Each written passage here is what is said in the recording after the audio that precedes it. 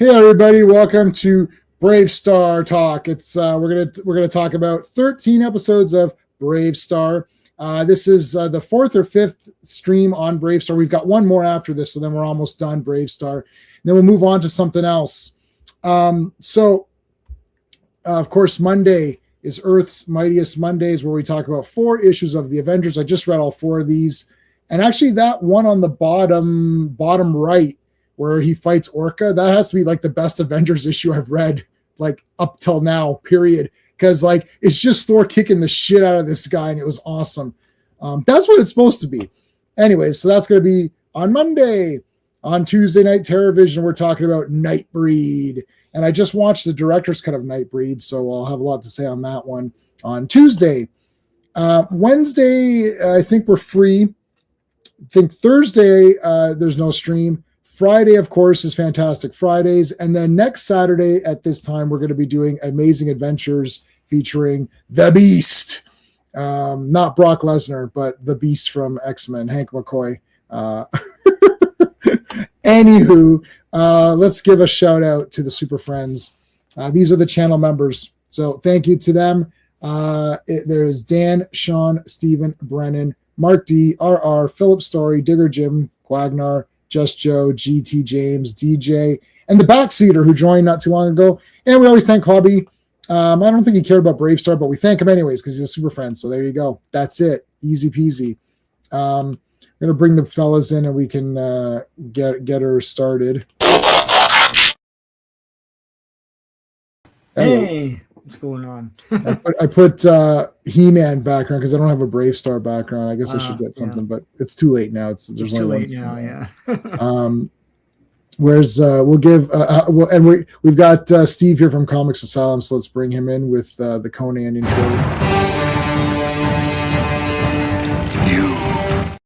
You. Evening, everyone. How's everybody? Hey, good. How are you? Not too bad. Not too bad. I was just watching some of the CW Supergirl and thinking back at when I thought it was okay, and now it's like way better than like at least the first few. At least it's the real Supergirl, and she combs her hair, and so there's that to look. There's that. And you know she looks good, and she has like a pretty good costume. She has the real S. The real S. Yes. She wants to be a hero. This is crazy.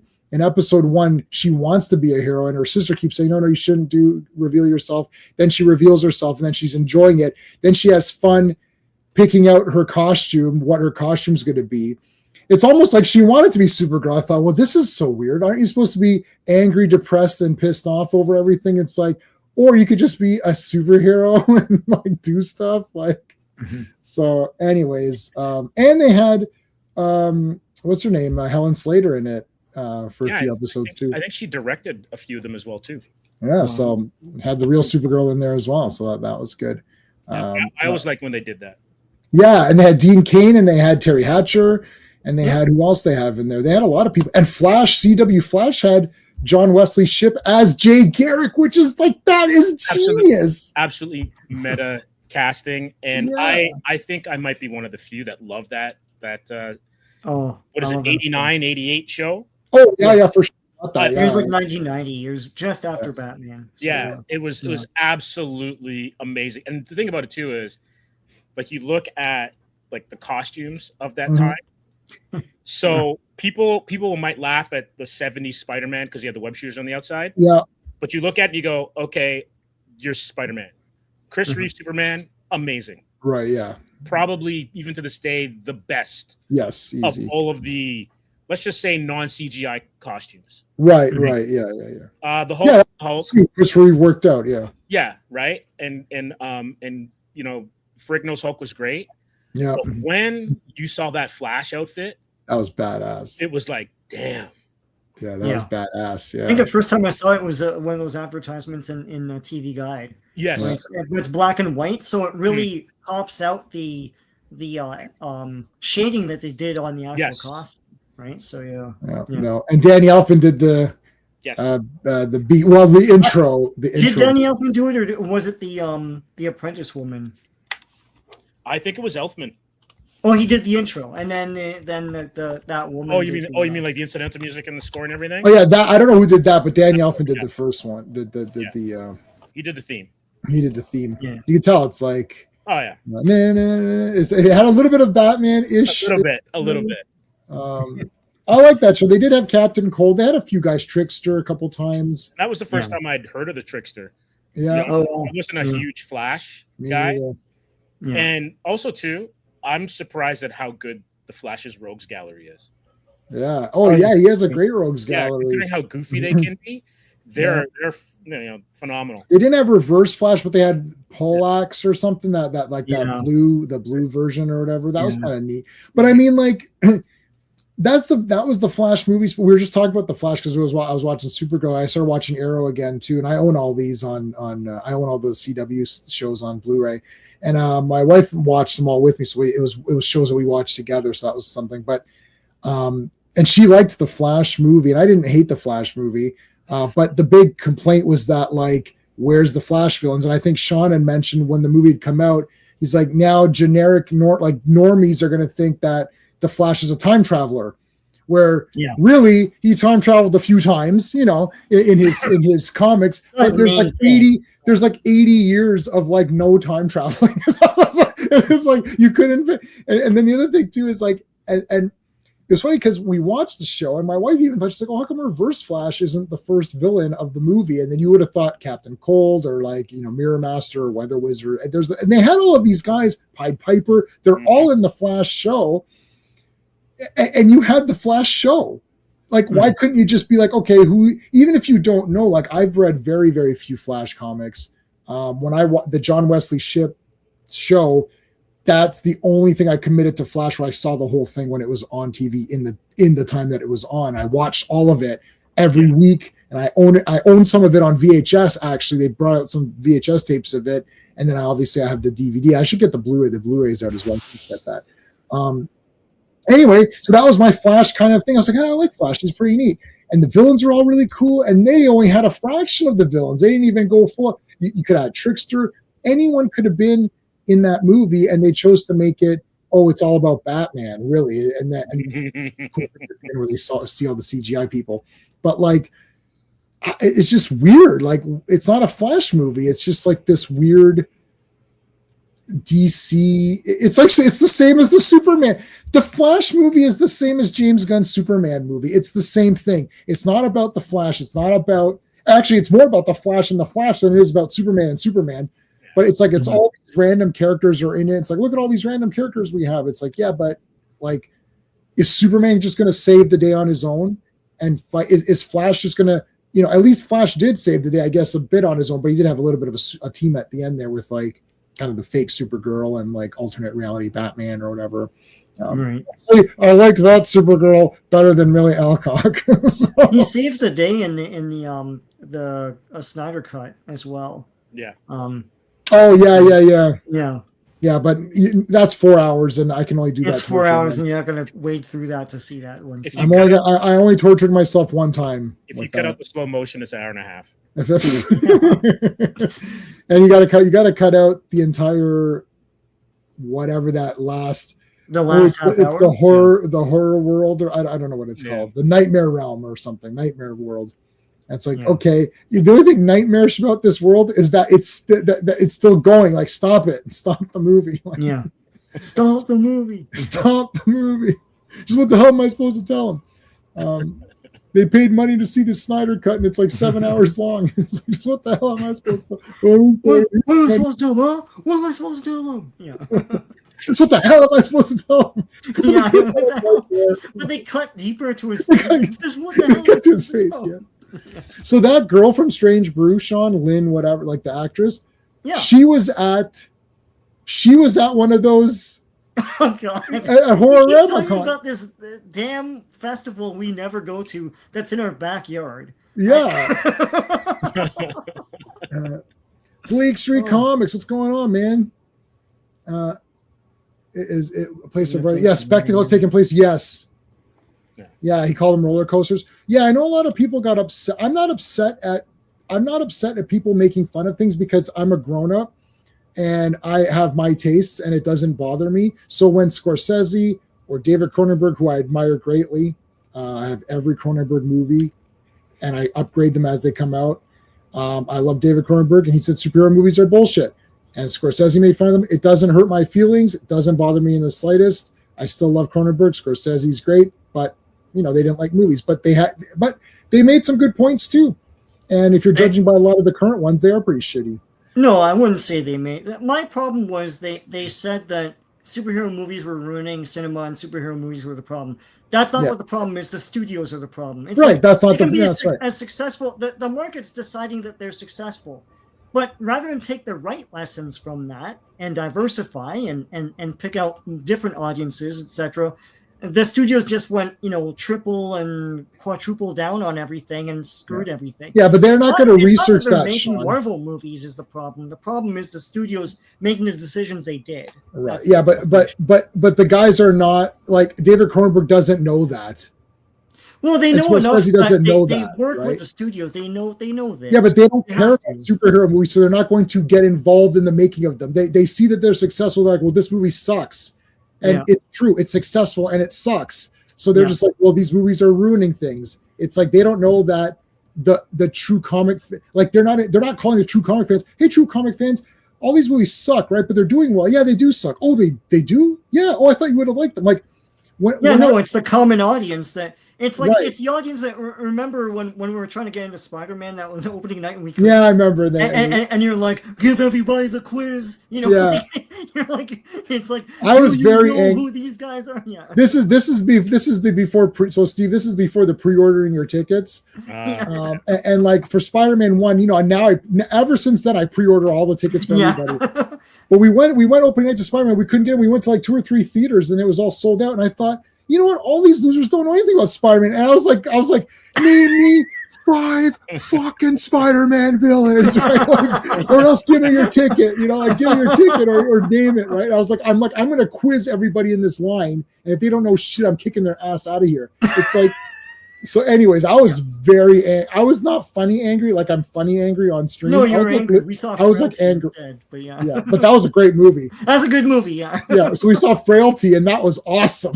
But think about it, though, right? Like, you couldn't get into Spider-Man 1. That would not be an issue now. And I think this is kind of getting to what Sean was saying. Mm-hmm. It's the studios and the Cineplexes. So it was in one theater. And I know. So if you're not getting into that showing at that time, you just go watch something else. Now, if Spider-Man 1 came out now, it would be in 4 of the 8 or 5 of them. So it wouldn't even be an issue. Yeah. And I just also think too that this is a phase where if you go back and you actually look at stuff, it was like war movies, and then it was westerns, where like that's everything that they were doing because they were the money. They were printing money making those kind of films. And before that, it was like, I don't know, song and dance stuff, like Fred Astaire stuff. Right. Yeah. And we're just in the point now where everyone who grew up watching this stuff is also like, as cartoons or read the comics, they're now running studios. Or we have, like to quote $6 Million Man, we have the technology. So we can make these movies. And you're right. Like, these are the ones that are driving the business. But I also miss those smaller films. But those smaller films are going to TV and streaming. So it's still there, but it's just morphing. And at some point, we're not going to have these films. These films will go, and they'll be replaced by something else, whatever that may be. Whatever it is, yeah. It's also something investors making it. Yeah. All right, BraveStarr, BS. Let's get to the BS. Is there the medallion? Yeah, so what's this one is BraveStarr the Medallion, you know what? I watched one more than these, so like we'll talk about that next time. Sure. It's crazy, but yeah. This one, all I'm gonna say is, not as a spoiler or anything, but the kids in this series are terrible. Yes, they're terrible, man. So they're realistic. I was sitting there like, these are realistic kids. They make fun of that kid with a stutter. Oh, they're terrible people. Right. Yeah. And I'm like, yep, this is accurate. This is why kids needed lessons, because they're all terrible. Yeah, and it's like every recess. Yeah. Every recess is basically half the BraveStarr episodes that we're watching tonight. I know. They also lean away from Tex Hex a lot. Yes. I think there's only 2 Tex Hex episodes in this. Yeah. I think. No, 3. No, there's There's more. a few. Yeah. There's still a few. So Sean, I forgot, do you read anything for this, or do we just Yeah. Okay, I'll do. So do what you have to do. BraveStarr and the Medallion is the first one. Yeah. It's directed by Ernie Schmidt and written by Shirley Hartman. Aired November 11th, 1987. BraveStarr meets a stranger who appears to be a harmless man wearing the same medallion as his, but is secretly conspiring with Tex Hex. 3030 and Fuzz tell viewers things are not always what they seem. I don't know how stupid BraveStarr is. Like, Shaman has the other half. Done. Yeah. Why would there be another half? Half means there's 2. Like, he obviously didn't watch Thundar the Barbarian, right? God. No, he doesn't know fractions. That's the thing. That's it. Like 3 isn't a half, dude. Anyway, Oh man, that's poor BraveStarr. But like Shaman at one scene says, like, I have the other half right here. I don't know what you're doing. Like, he goes, come with me into the other room. Yeah, I've got the. What are you talking about, BraveStarr? And looks at it, and goes, "Yeah, man, this is a fake." He doesn't even need like the monocle or anything that you would look for diamonds to see what the cut is. He's like, that's a forgery. Whatever. Yeah, because I made it myself. He's like, I made the 2 of them. He gives him a big test, and the guy like kicks a rat or something. He's like, oh, this guy's not good. All right, so here's the guy. There's the dog. There's the guy that shows up with the medallion. Excuse me, another native character. That's cool. Yeah, it's like, excuse me, I couldn't help but notice that you're wearing this medallion. It's like, yeah. So what? Well, I also have it. It's like, well, I don't care. I have like a bus to catch or whatever. I have a space bus to catch. Yeah.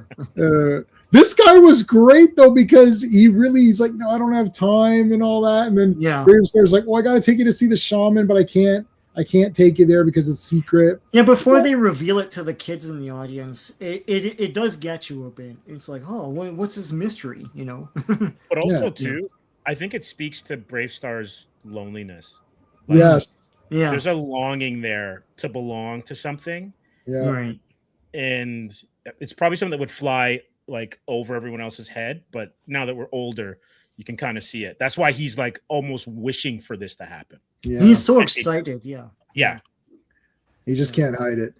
He's about to lose control. No. So yeah, like it's like, all right, I'll take you to go see the shaman, and we'll see if your medallion is like who you are. It's like, all right, let's do it. So they go off there. There's Tex Hex. It's all a plot.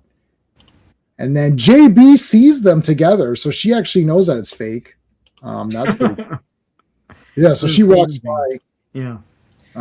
And which is like it makes sense now that scene showed up. But when she jammed out of the conversation, I was like, man, that was abrupt. Like, because they were having this nice conversation, and she's like, oh, I'm out. Peace out later. And then it makes total sense. Right. Yeah. Well, she's a busy woman. Oh, yeah. BraveStarr has the best. Okay, so JB is the best female, and I like Fuzz as the best cute character that's annoying. I like Fuzz. I think he's really good. Fuzz has a moment later on in one of these apps that's amazing. He's got a lot. He has a few moments. Yeah, I like him. I like BraveStarr. He's like, Fuzz is gonna like how he talks and everything. He's awesome. Yeah. There's Stampede, who's badass. A lot of Stampede in these episodes too. Yeah. He's just tired of Tex Hex. So he's the main villain. But Man at Arms. It's Man at Arms or whatever is the voice. Mm-hmm. Oh yeah, cool. Yeah. It's like, all right, so you tricked BraveStarr. Yes, we need to find out, where Shaman is. And then here's Handlebar. Yeah. With the kids there. Now, Courage, I want you to tease anybody that's different than you. Okay. It's like, you see, for example, that kid over there, he's got like kind of a crooked nose. He sure does. It's like, we'll make fun of it. Oh, okay. You see these 2 bears and this lizard man? You didn't point out the humans. That's right. Yeah, like that guy. Look at that weird guy. It's like, yeah, that is a weird guy. Look at these 2 weirdos. It's like, wait a minute. Yeah, but he's not human himself, so. No. He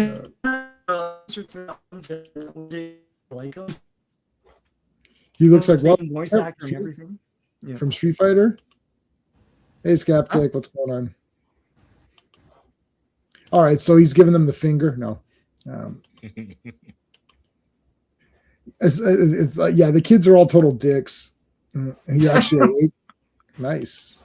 Oh, you sleep at 7:30? Well, he's in BC, so it's like 4:30 or something. Oh my god, that's even worse. It's getting worse.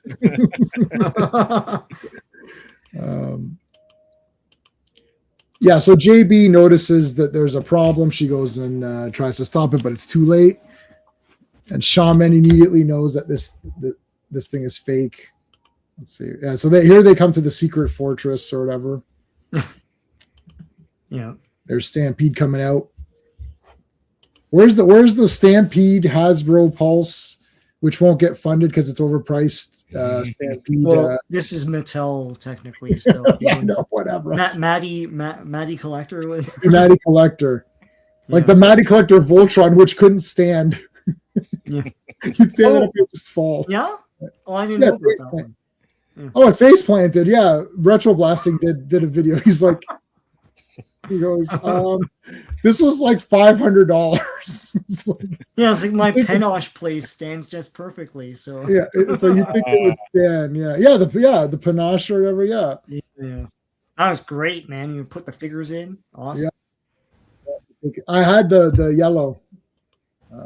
Yeah, I'll form the legs. No, yeah, okay. You see this? This is mine. It's like there is only two. BraveStarr. Remember this block of episodes has a lot of remember when this exact thing happened when you were a kid. yeah. Somebody stole my bicycle. I bet you it was that guy. Now BraveStarr, remember back. He's a little kid. That guy stole my bike. You see BraveStarr, he didn't steal it. It's like, wow, that's just like what's happening right now. a lot of on the nose lessons. Yes. This and Kung Fu the Legend Continues. That happened all the time on that show. Like, they go back and yeah, but like I mean, some of these were pretty damn specific. I love the one where the girl steals the doll and he's like, "Don't tell me I stole the horse." And, and then that guy went out looking for it and got injured. I was like, yeah, you got injured trying to look for the horse. That's even worse. No, actually, it wasn't as worse as bringing out those two guys. But yeah, then the girl, like, she assists in a jailbreak tonight. Yeah, you're still going to juvie, be a jailbreak. Yeah. Oh my god, this town does need juvie for sure. I know. Yeah, so this rat comes out, and then the stranger kicks it, and he's like, "Oh, I knew he was bad because there's another test before that. I can't remember what it was, but he was lying to him. He goes, "Oh, yeah." He goes, "Oh my." Oh. Yeah, that he mentions a name and he goes, "Oh, it's my grandpa or whatever," and then he goes, "Yeah, it was my dog growing up." Or something. Yeah. He's like, "Oh, are you aware of the Chinaka tribe?" And he's like, "Oh, yes, of course I am. That tribe's awesome." And then it's like, "Wait a minute, what?" But he remembered the tribe. He's like, "No, that was not a tribe. I just made that up. It's my dog's name or something." It's my dog, yeah. And then he's like, "And he kicked that rat." And I'm thinking, if that rat came next to me, I'd stomp it. So I would definitely. It's like BraveStarr. Remember when you were a kid, I told you not to harm things. He's like, "Yeah, but that was kind of a dumb lesson, to be honest with you." Anyway, so. It's fake. So he's going to put out there's like the sacred flame. So I mean they're kind of retconning this because I didn't know that flame was the source of his powers, but now they're saying it is. So I guess it is. I didn't really know that either. Neither. The other thing I didn't know from this episode is the Sweetwater. They reveal that comes from the actual ground.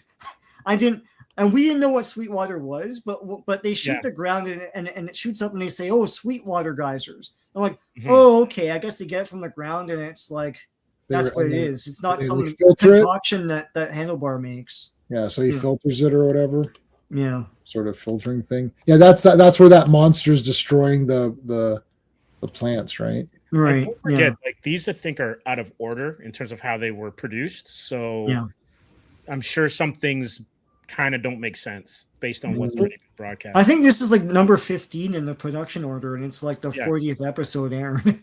Yeah, Sean and I we fixed up Transformers and did it in like the proper viewing order, but that was so difficult to try to watch because there's a fan order, but then I had to reorder it from there because it wasn't accurate. Right. So there's the Sean order now, but like it was hard to go through. The worst one is Thundercats. You'll never find a proper order for that. Yeah, when we do Thundercats, we're gonna do whatever's on my DVD because just do that. Yeah, it's brutal. No, I'm not gonna do Captain Planet. Sucks. I talked about this because I don't think we read the room on ourselves on what I said. I never liked it and I never watched it much. And then you said, yeah, it sucks. And then we formed a pact. Yeah, it sucks. And I never saw it because it never appealed to me. I looked at it like, meh, I'm good. Yeah, I'm good. Listen, if I got shit in my hand, I got to throw it out. I don't care if there's a trash can or not. If I got a litter, I got a litter. It is what it is. It's like I don't want, what do you want me to do? Find a trash can? Well, there should have been one here then if they wanted me to not litter. No.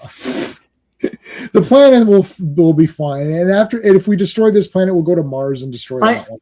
I just felt it was educational, and I didn't like it because of that. So there you go. This is educational in a better way. This is educational, and you don't know it. It's pretty cool. All right. So anything else? That was pretty much it for this one. Yeah, pretty much. I don't think anything ever popped up. Oh, you didn't talk about the human shield part. Oh shit! Yes, it's in the beginning. So like Tex Hex. No, it's over here. It's immediately grabs the guy and uses him as a human shield. Oh yes. I wrote that. Amazing. Yeah. Remember, kids, if you're in a bind, just grab the nearest person beside you and use them as a human shield. Was it at the beginning or at the end? I think it's around the beginning. Maybe it's towards the end. He uses. It has to be. The end. He uses this guy as a human shield. Yeah. Oh shit! Yeah, you're not gonna catch it. It's so good. Hold on. So okay, it's coming up. This is the lesson. Remember, BraveStarr, when there was a snake, it's like, well, okay, I mean, whatever. It's like you thought it was a harmless plant. Well, it was. It was the snake that wasn't there. Yeah, it's the snake that was harmful. Yeah. This lesson didn't make sense. Yeah. All right, hold on. We gotta find it's around here. They're outside. Oh, it's just before this, I think. How are we gonna keep going? You're not gonna. It's gonna be hard. It's gonna be hard for you to land. If you're doing it, 10-second intervals. It's like all that octavize. Oh, here it is. It's coming up. Okay.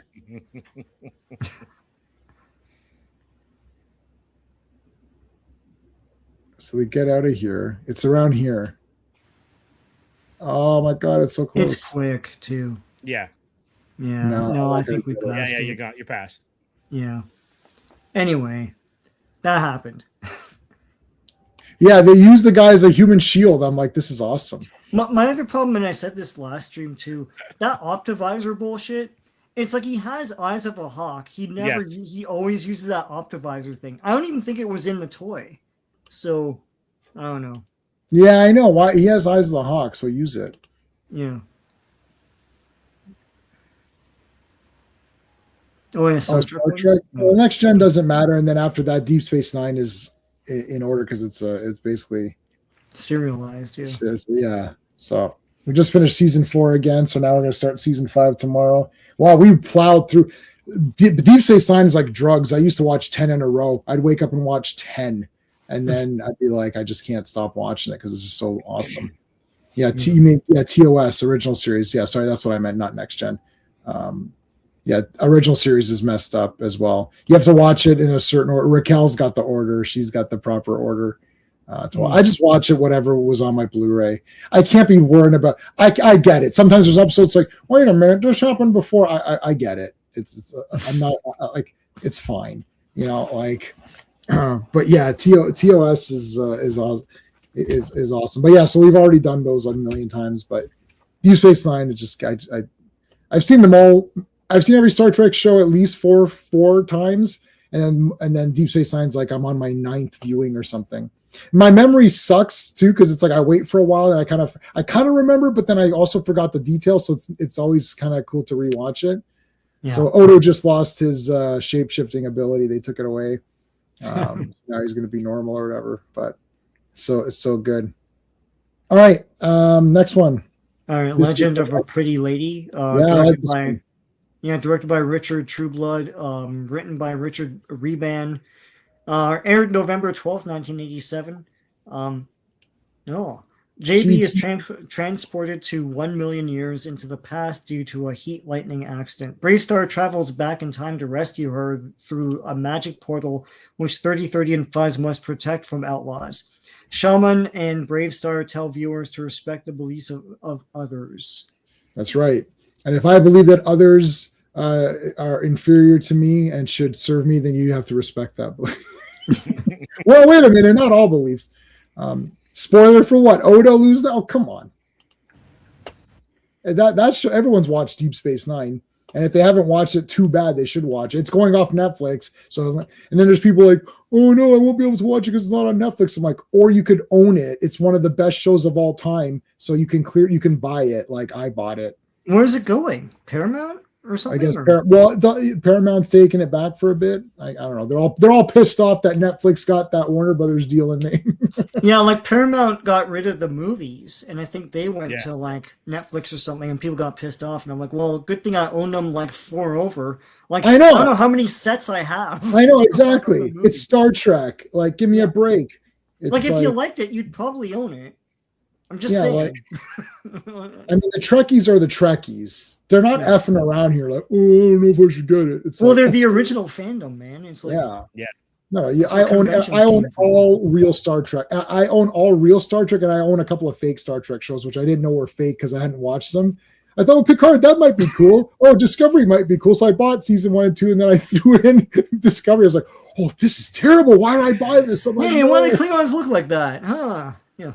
Why is everyone pissed off at each other? It's supposed to be the Federation. Yeah. I know. It's so stupid. When you watch Deep Space Nine, you feel so good about life. Like it's like you're like, wow, I feel so happy. It's this is like everyone is like, Cisco had to reprimand the guy, and it's just like, it's like, yeah, you're go to your quarters. I was like, yeah, see, and they're like, well, how come you're not killing him? It's the Jem'Hadar. They're like, how come you're not killing him? He's like, because I'm not like a weirdo.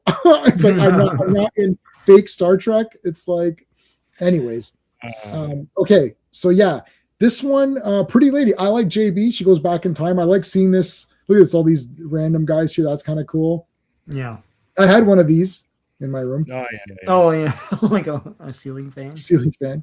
Here's the 1 million years in the past or whatever. So there's a pilot of so on the DVD box set, I don't have it. I just have a bootleg. Sorry. But they have the unaired pilot called Bravo, which was supposed to be a new series starring prairie people that go back in time to fight plant people that are going to subjugate the prairie people in the past and aren't supposed to. And then that was the series, and it's really bad.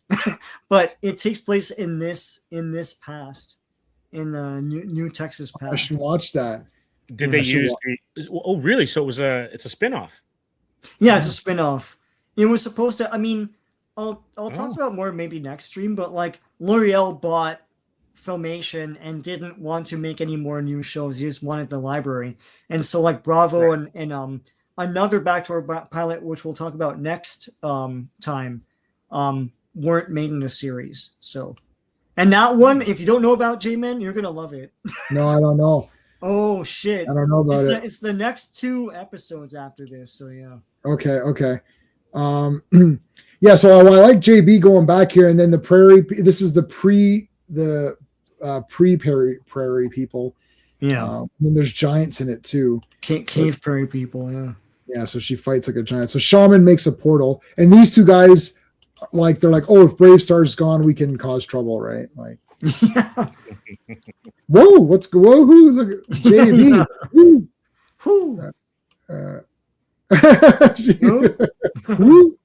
She's like, It's Tila. It's basically Tila. But is it Tila? Yeah. I'm all tied up. BraveStarr's like, oh, that's the way I like you. Where's that giant? Can we get a shot of the giant here? There's the pre-party people. The back of the guy in this app. She's actually not a damsel in distress at all in this app. No. Oh no, yeah, she's awesome. Time tunnel. Where will Doug and Tony go this time? Those lizards are kind of hot.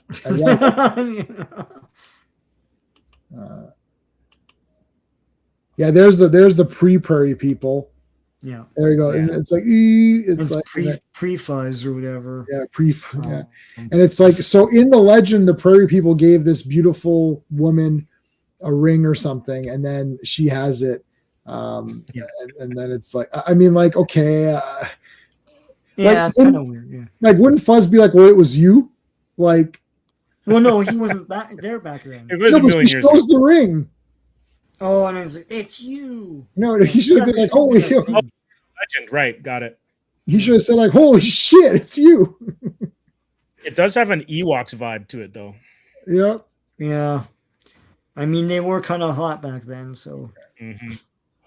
They were the face of the franchise for like 5 years or something. And that's when I tuned out. Yeah, I know. We were young enough that I watched every cartoon. I liked that. I never owned an Ewok, but I had some cousins that did. Oh, I have, yeah. Yeah. Their rubber is all messed up now. The rubber on top of their heads, like. Oh, I had the figures, but I'm talking about like the plush ones and. Oh no, okay. And the preschool one, and yeah. I found all my old Star Wars figures. I brought them out. What did you actually say, Captain Planet? Is just, I don't know, skeptic. You let me know. You can figure that one out, skeptic. You can let me know. When you get some kind of master plan, you let me know. You let me know, okay? Yeah. Well, we're back. It's like, wait, why are you touching her there? It's like, did you ask permission to touch her there? It's like, okay. Here's everybody. There's the mayor. It's like, you know what, Fuzz? That legend of the pretty lady, I think it's a bunch of bullshit. That's what that guy meant. Fuzz is like, listen, you fat pig. It's like, we gave her this ring. Oh, so you gave this woman a ring, hey? Well, why doesn't she produce it right now? It's like, well, she's not here, but actually, I think it's Fuzz. I like he talked about the giants in the beginning, and they're like, oh, that's Pshaw. Where are they now? He's like, the man has lived on this planet. Like, all right. I can't say anything politically incorrect because I'll get beat up and I'll send people to my house. In today's story, well, it was pretty fake. Today's story was pretty fake, to be honest with you, but there's not really a lesson to be learned. Pretty outlandish, wasn't it, kids? Yeah. Yeah, fun. In real time travel, they'd all be in space and die. Yeah. Because the planet rotates around the sun. Oh, Sean, are you bringing it again? Sean's got into this thing now. People are literally done with it. Like they're no, that's the real thing. You can't time travel. You'd be in space, you'd die. Oh my god. You'd see the other people that attempted it around you floating in space and dying. As you die. Right. Hey, DJ, play nice. Sean took like a space travel course or something, or a time travel course, and now he's like, you always follow it. It's like someone starts using all these big words. Like you just took a course on something. Oh, how do I do that? I did. The native tribes of this time period would not be wearing this particular headdress because the colors that were used is. Did you just take a course on natives? No, not at all. I know, but my theory on time travel is sound. We're not sitting still right now. We're still moving. So, all right. Well, tell that to Charlie Adler. Okay.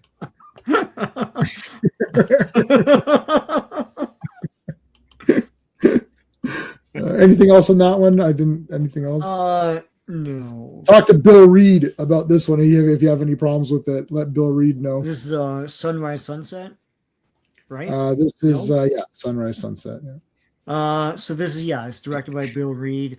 and written by Bob Forward. And air date is November 13th, 1987.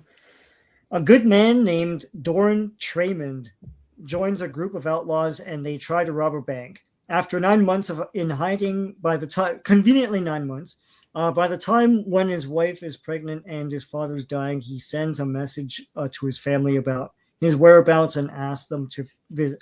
Oh, shit. Okay, I was about to sneeze. Visit him. Which BraveStarr finds out. BraveStarr tells viewers running away from trouble will not make it disappear. Yeah. Unless you're Although that man is going to serve 10 years in prison now, but hey. Yeah, so he should have run. Like, yeah. Considering that Tex Hex has committed 4 million crimes. That's what we need to talk about, especially when that episode comes up. There is no justice in this town, man. Yeah. I know there's no justice. Yeah, but he's a marquee villain. It's like he has a figure. This other guy doesn't. So yeah, unfortunately, it's like, but Marshall, Tex Hex, Thunderstick, and all those other guys have committed 4 million crimes, and they're not in jail for 10 years. It's like, I know, but they're action figures, and you're just a generic guy. It's like, tell that to the Joker. Tell that to Penguin. It's like, we need them to commit crimes. I need to be in business, buddy. Yeah. No, the figures we sold last year. Like, doesn't 3030 say something like that, where he's like, oh, "I'm sorry, they're all in jail because we have nothing to do."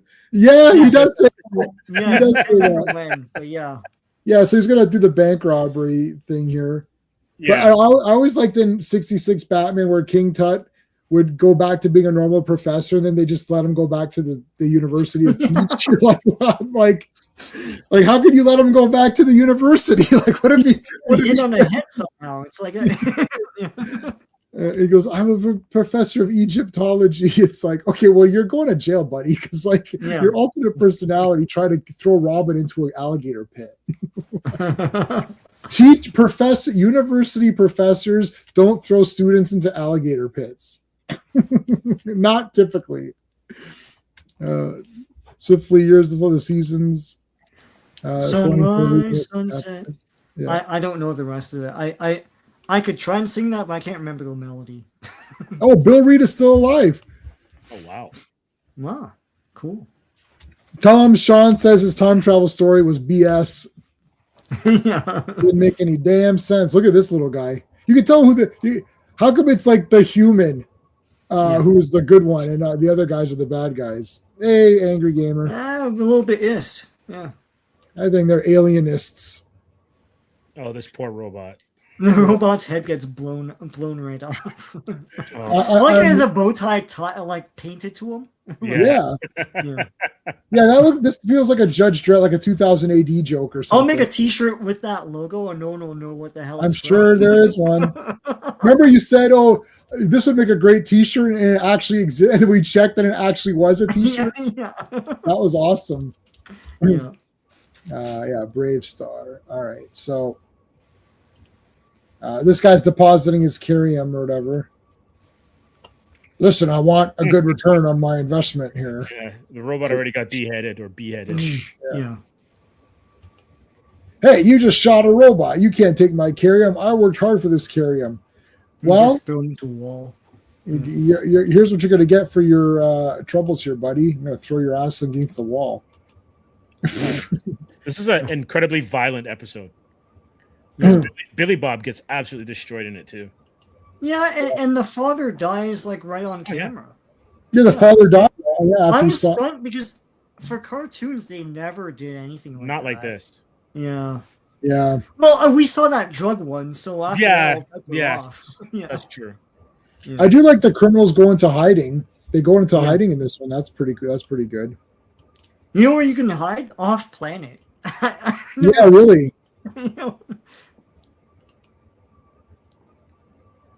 That's good. Yeah. I was Tevier. Oh, you're Tevier in a production film. What? Are you serious? That's awesome. That is so awesome. That's a great movie.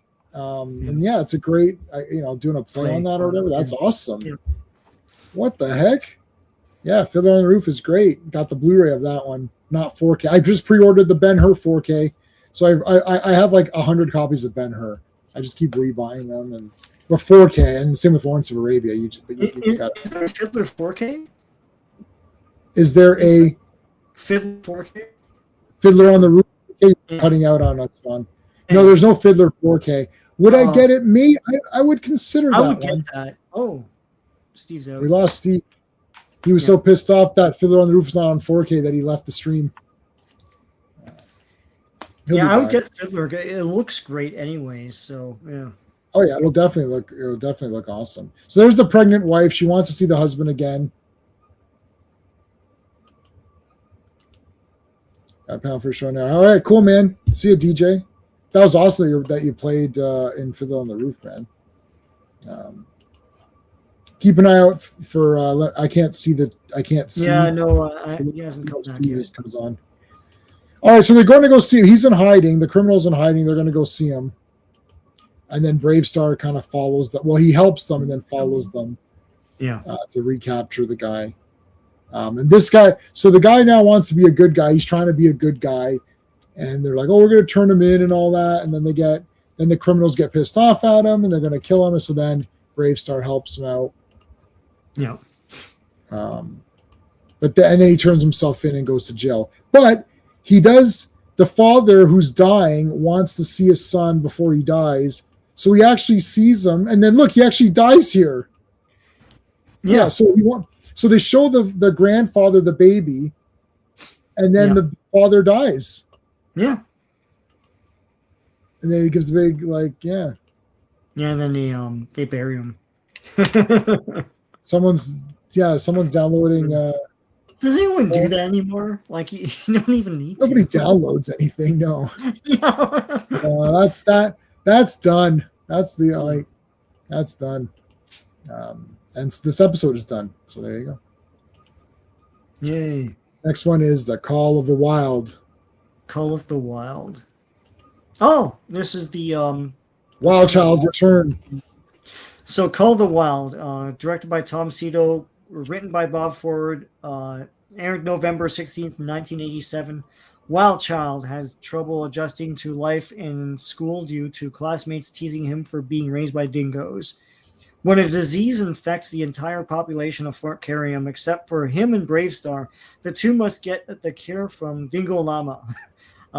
Wild Child tells viewers 2 wrongs don't make a right. There you go.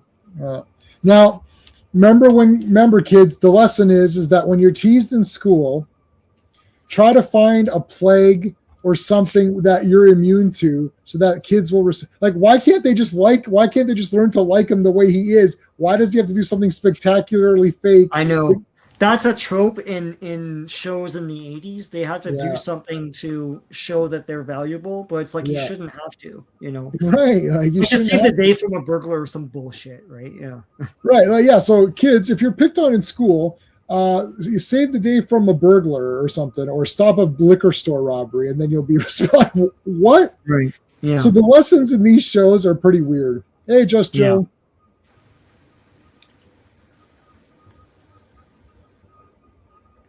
The fancy, the Optivisor or whatever. Yeah. Bullshit. Yeah, so Zarko, is that this guy's name? I can't remember. I don't think I wrote it down, but he was good. It's continuity from the Wild Child episode where he adopted this guy. Now he's all nice and stuff. He's like, I love you, child. Oh. Yeah, mellowed him out or whatever. Yeah. Yeah, I don't know what happened with Steve, if he's coming back. Yeah, I don't know. There's no private chat, so yeah. Okay, so Wild Child makes a return, which is cool. Yeah. Let's see these kids at school. They're pricks. Look at them. There's the teacher. Yeah. And the teacher punishes them and then says, "Oh, they're teasing you again, aren't they?" There they are. Hey, look at that kid. They actually say he smells and stuff. Like, what the hell? That's crazy. I mean, this is awesome. Yeah. He smells like shite. Jason Momoa, yeah. Oh, let me remind everybody, guys. Please hit the like. Hey, Joe Dog, how's it going, man? What is going on, Joe Dog? Yeah, hit the like, folks. We appreciate it. Yeah, so these kids are total dicks. Okay, Steve's back. Oh. I'm back. Oh, Wi-Fi. Okay. Yeah. So we're just talking about these kids being total bricks. So Steve, here's one of the tropes that Sean and I were just talking about. The problem with these lessons is that it always involves something really out of the box or crazy. So like, oh, kids are. It's like if you're picked on in school, all you have to do is like prevent a bank robbery, or all you have to do is cure a plague, and then the kids will like you somehow. Yeah. Yes. Right? Like something like Herculean. Right. Yeah, they can't just like you for you. Like like you have to provide the lesson to them. They can't learn the lesson themselves, right? Right. Exactly. So, Right. Yeah, Ride the Lightning is good. That's a good one. Is that the third album? No, that is the third. First is Kill 'Em All, then Master of Puppets, then Ride the Lightning, I think. Then what was the first four are pretty awesome for Metallica. I actually like Kill 'Em All the best. Everyone likes Master of Puppets the best. That's fine. It's awesome. It's the second album. Okay, so yeah, I like Ride the Lightning. And Master of Puppets and whatever the fourth one was called, which I can't remember, but I like it. So Too Much. Wait, Joe Dog and Just Joe. Oh yeah, both. Yeah, I know who they are. I can tell the difference, skeptic. two Joes make a right. All right, so that the teacher is like, yeah, you just stay in the corner here because you smell. So he's back out here, and then he's got to prove himself. So there's this mist that these plants. How do they not know? Like, do they bloom over like once every 1,000 years? How do they not know about this? Yeah, I think there's somebody here explains it, but it's the lifespan it's like cicadas or something. Mm-hmm. So they weren't around the last time, so they don't know about this. Yeah, they come around once every season for the TV series. But you know what's weird? You know what's weird though? Like this was almost like a pro-vaccination episode. Yeah, right. It was so because weird. BraveStarr and him. Yeah. Younger, they got these teaspoons or whatever. Yeah. Mm-hmm. Yeah, Mom, will I die of a plague? Why, yes, son, because we didn't vaccinate your ass. It's like, oh shit. It's like, yep, you're as good as dead, kid. So you better do as best you can. It's like, but Timmy's parents got him vaccinated when he was a kid. It's like, I know. Well, Timmy's parents are squares, so. But in BraveStarr, this kid died. What if you identify with the kids who are picking on the guy? Yeah, he does look smelly. I don't want some guy raised by dingoes. I think in this episode they imply, and I hadn't thought of this before, that the dingoes are indigenous to the planet as well. So they're always bandits, and it's like, but are they? I mean, they don't see themselves as bandits because everyone's intruding on their planet, right? So they're just taking some, but they have literal like masks and it's like they were meant to be a bad guy race, but really it's like, they're more raccoons. They're more raccoons than they are dingoes. Yeah. And the dingo llama or whatever, that's hilarious to me. But the dingo llama, he even says like, are there bad ones in your? And he's like, yeah, there's guys that pick on me. And it's like, yeah, and here there are no one picked on you here.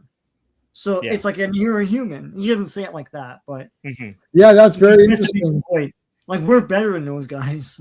Yes. Yeah, but you're wearing robber masks. Well, he's not. He's the dingo llama. He's a big. They all look the same, anyways, right? Oh, dingoist! All those dingoes look the same. It's like, oh shit! Except for the dingo llama, he looks very cartoon. Like he looks very Disney-ish. Yeah. Look at this sick kid. Now that Wild Child kid come over, be like, ha ha, you're sick. You're gonna die, ha ha ha. So now that I'm making fun of you, sick kid, you better go do something fantastic to prove that you're not. They're all sick at this point. Cartoon All Stars? I don't know what that is. It's the drug one, J-Man. You know it. Where all the network cartoon stars. Oh yeah. I had to watch that in school. Yeah, but I like drugs, so I never like those. And it's that one is one of the cop out ones. It's just marijuana, but like in in the BraveStarr one, it's like a hard drug. It's like Yeah. yeah. Yeah, it's like heroin or something. Yeah, and the kid in that All Stars one, he doesn't die, but in the BraveStarr one, he just super dies. But, That's right. He should die. Look at this kid. Learn a lesson. Okay, this kid's a ginger with freckles. He got made fun of. Come on, like a ginger, right? Come on, this kid would have gotten beat up, right? Like, there's bears and stuff in there. I don't know. Yeah, I don't know. It was PSA. We're not condoning it. We're just saying it would have happened. Yeah, it's like, come on, this kid got beat up. All right, so it's like, yeah, the ginger kid is the loser. Skeptic is a ginger. There you go. Yeah, we need to have like video. We need to show pictures of all these people. It's like, please put all this shit, so it's like, because they're gonna be like, wow, J-Man's so mean to visual disclaimers. Yeah. Yeah, Skeptic is ginger, so it's all for fun. We're making fun, yeah, there's the dingo or something. I love it. The dingo llama. Yeah, dingo llama. Here he is. See, humans are dicks. It's like, so I don't care if they die. I like that. I like that. He came up to, he's like, well, they're all going to die. He's like, No, and then BraveStarr makes the point that all life is precious and all that, but then that point is proven when Dingo Llama, he's going to subject these people to death, and then he wants to be saved. Right. And it's like, well, I don't know, who's the bad guy here? It's like, you want to kill these guys. Yeah, so he did. This was a better lesson because BraveStarr did save him, even though the guy said he wasn't going to help him. Yeah. And then I like Wild Child, and I like that. Look at this, man. Whoosh, get the big weapon out here. I'm going to tomahawk your ass. Kid, you brought an axe to a gunfight. Like, he's about to sneeze. Oh. Shoo. All right. Oh, I did want to point out, BraveStarr uses his shield, which he rarely uses. Yeah. Yes. The big laser shield or whatever. That's pretty cool. Yeah. I don't think the figure came with that, but the new knockoff one, the Marshall, it has that. So, yeah. We have to stop making fun of Wild Child now because he saved us by getting the vaccination for everybody. It's like, nah, we're still going to make fun of him. Yeah. It's like, the lesson for today, kids, is that if kids make fun of you and then you do some awesome thing to save their lives and they still make fun of you, you're allowed to beat the shit out of them. Oh, okay. Thanks, BraveStarr. Right? I can't remember why. But,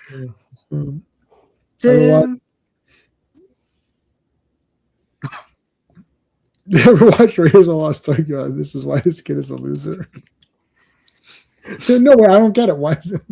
Yeah, I don't understand. I didn't get that one either. I don't understand what you're saying. There are like no kids in that thing. Yeah, it's the kids that like save Indy when he's about to get shot. But yeah, those are Solace kids, aren't they? Yeah. Uncle Indy. Yeah. All right, Text but no Hex. Directed by Marshall Moore, written by Robert Lamb. Aired November 17th, 1987. Stampede punishes Tex Hex for his failures by taking away his powers. Tex is thus easily arrested and put on trial. BraveStarr and JB tell viewers being smart means obeying the law, not breaking it. There's a very long riding sequence in this one. Yes. I think this is the beginning of them cycling through past animation a lot in these episodes. Yeah. And it's also the beginning of like getting rid of Tex Hex and just like having other villains, Steve's is being No, I was probably just frozen. Yeah. Wi-Fi froze. Yeah. But also it's funny you mentioned that. Sorry about that, J-Man. But it's like these are almost like clip shows. There's almost like every 2 episodes these are clips, because a lot of especially the Christmas episode, it's basically just stuff from previous episodes. Right. Yeah. Yeah, and the movie too. Yeah. And I noticed that with the long riding sequence here, they play it a few times. They play it again in another episode later. It's like, it's like a minute of just like it's just a minute less of animation that they can repeat. And it's like I've got to get there. It's like remember Spider-Man, the cartoon just swinging and go. You know, like he has to get to the location. So it's a lot of but the music was always so cool for that Spider-Man that I always liked that. And his webs, he's literally like the cities below him. So it's like, what is he webbing on? Yeah, what's he webbing? Yeah. Hitting clouds and planes and swinging off like, those. I don't know. Yeah, sure. You still need to get that on DVD? Good effing luck. Good luck. I don't think it's cheap now. No, it's hundreds. I got that. Yeah. I pre-ordered that sucker. Yeah, right the week it came out. And it's for Spider-Man 2, right? And I remember some guy wrote before it came out, it's like, I think the animated series is the best thing about this movie, that it's gonna come out like just in time. They never did the 90s cartoon as a home video. Not officially, right? Which I would definitely they had the clips and stuff, but that's bullshit.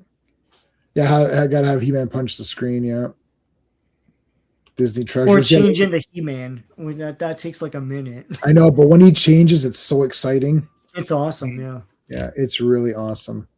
All right, let me get on my horse here. So, look at the hexagon or whatever. This place is awesome. They never made this as a playset, did they? No. They just made Fort Carium, which is pretty impressive, but I mean, it didn't last long enough to make all these characters and these play sets and stuff. Like at one point, BraveStarr's on that helicopter pole thing. They never made that. Yeah, that was cool too. That would be a cheap vehicle that you could just buy quickly, I don't know why he's like making out with him here, but like Fuzz has the rope or whatever. I love that they were going to do a quick draw. They actually went out. Tex Hex and BraveStarr went out to. It looked like it was going to be a draw, and then they lost the powers. Yeah, that was cool. And then so he's finally arrested because they were saying, "Oh, why can't we arrest this guy?" So they're going to have the trial. Tex Hex is going to go on trial, and it's like, we've seen that before with all those guys that are based on the animators and stuff. Yeah, but this courtroom is filled with every character that's appeared up to this point. It's like Seinfeld. It's like every guy is in this. It's crazy. Yeah. So I love that Tex Hex is like on trial and they pick a jury, and BraveStarr's like, no, I don't want this guy on the jury. That Hog Tie's in the jury. Yeah. So wait a second. Was Matlock on at this time? Was Matlock the 90s? I watched it. 90s, but I don't know if it's 88. So then this is like Perry Mason type stuff, because this is absolute, like, this is how trials work. This is how a jury works. Yeah. It was cool. I mean, they have a judge character and they haven't really shown a lot of trials. So like I would solve crimes with just like pictures or a video or something. Like, that man's left-handed. Like in the video, the shadows go this way and this way. Someone doctored this. Yeah. The one is like he's wearing a watch and then he's not wearing the watch. What happened to your watch? Because he was struggling and it fell off. It's like, what happened to your watch? There's one where Matlock had to defend someone who was guilty. Matlock is 86 onwards, so nice. These might have been in production around that time. Yeah. What's the deal with Tex Hex? Yeah. What's the deal with Tex Hex? Yeah, I can't do this thing. Who are the ad doctors that came up with Tex Hex? No, it was ad wizards. That's what you were saying. So they have a trial. I mean, I was pretty stunned. Like, look at this guy. Yeah, Tex Hex is a piece of shit. It's like he literally like tried to kill me like 2 episodes ago. Yeah, they show all sorts of it. This bear guy. The Care Bear? The Care Bear from another universe. Tex Hex came and he looks like he's deep into the weed, though, man. This guy. He's like, Tex Hex stole my marijuana. Oh, no, that's terrible. Yeah, Columbo. But, Columbo didn't do trials. He did the notepad and the And then one more thing. One more thing. And then that Columbo was Knives Out before Knives Out. Yeah, oh yeah, big time. Yeah, it's Columbo's awesome, dude. Yeah, he is awesome. Yeah. I have. If you want it, I actually have it all. Yeah. It's 300 gigs. Oh. Yeah. I'm sure it is. Yeah. I do have it if you guys want it. I mean, it would be a massive undertaking to try to get. Yeah, I might get the DVD or something. Yeah. The episode with Dick Van Dyke is amazing. Oh yeah, I don't remember. I don't remember the exact ones. Yeah. But Matlock did have to defend someone who was guilty, and what he did was he made it look like her sister, the guilty person's sister, was a suspect, and then the sister felt bad and then admitted in court saying, "No, I'm actually guilty," or whatever, because Matlock made it seem like it was because he knew that she loved the sister and she would come forward or whatever. It's like, yeah, that's not how it works, Maddie. But anyways, sure.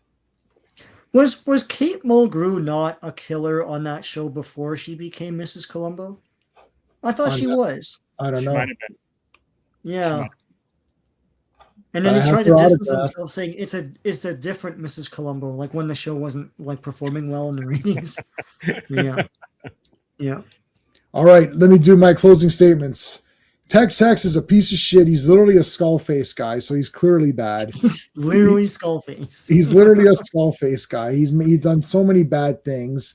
It's like, I mean, I don't understand. And then I kind of missed what happened here. They all said guilty. Even Hogtie said guilty. No, so what happened was it's down to Hogtie. Right. Yeah. And then Hogtie has second guesses, and he's like, you know what, guilty. And then Tex Hex gets mad, but it's like it's too late. So that's cool. I actually didn't see that coming. I thought because like, come on, why would Hogtie do that? But I was like, oh shit, whatever. They did Matlock with a woman. Yeah, it's what's her name, Kathy Bates, but she's not. It's she watched Matlock as a kid. Yeah, but they don't even call her Matlock. It's so stupid. It's for real. Jen loves that is what it is. But like, why didn't they just say it's his daughter? And then that's the end of it. Much better. Yeah.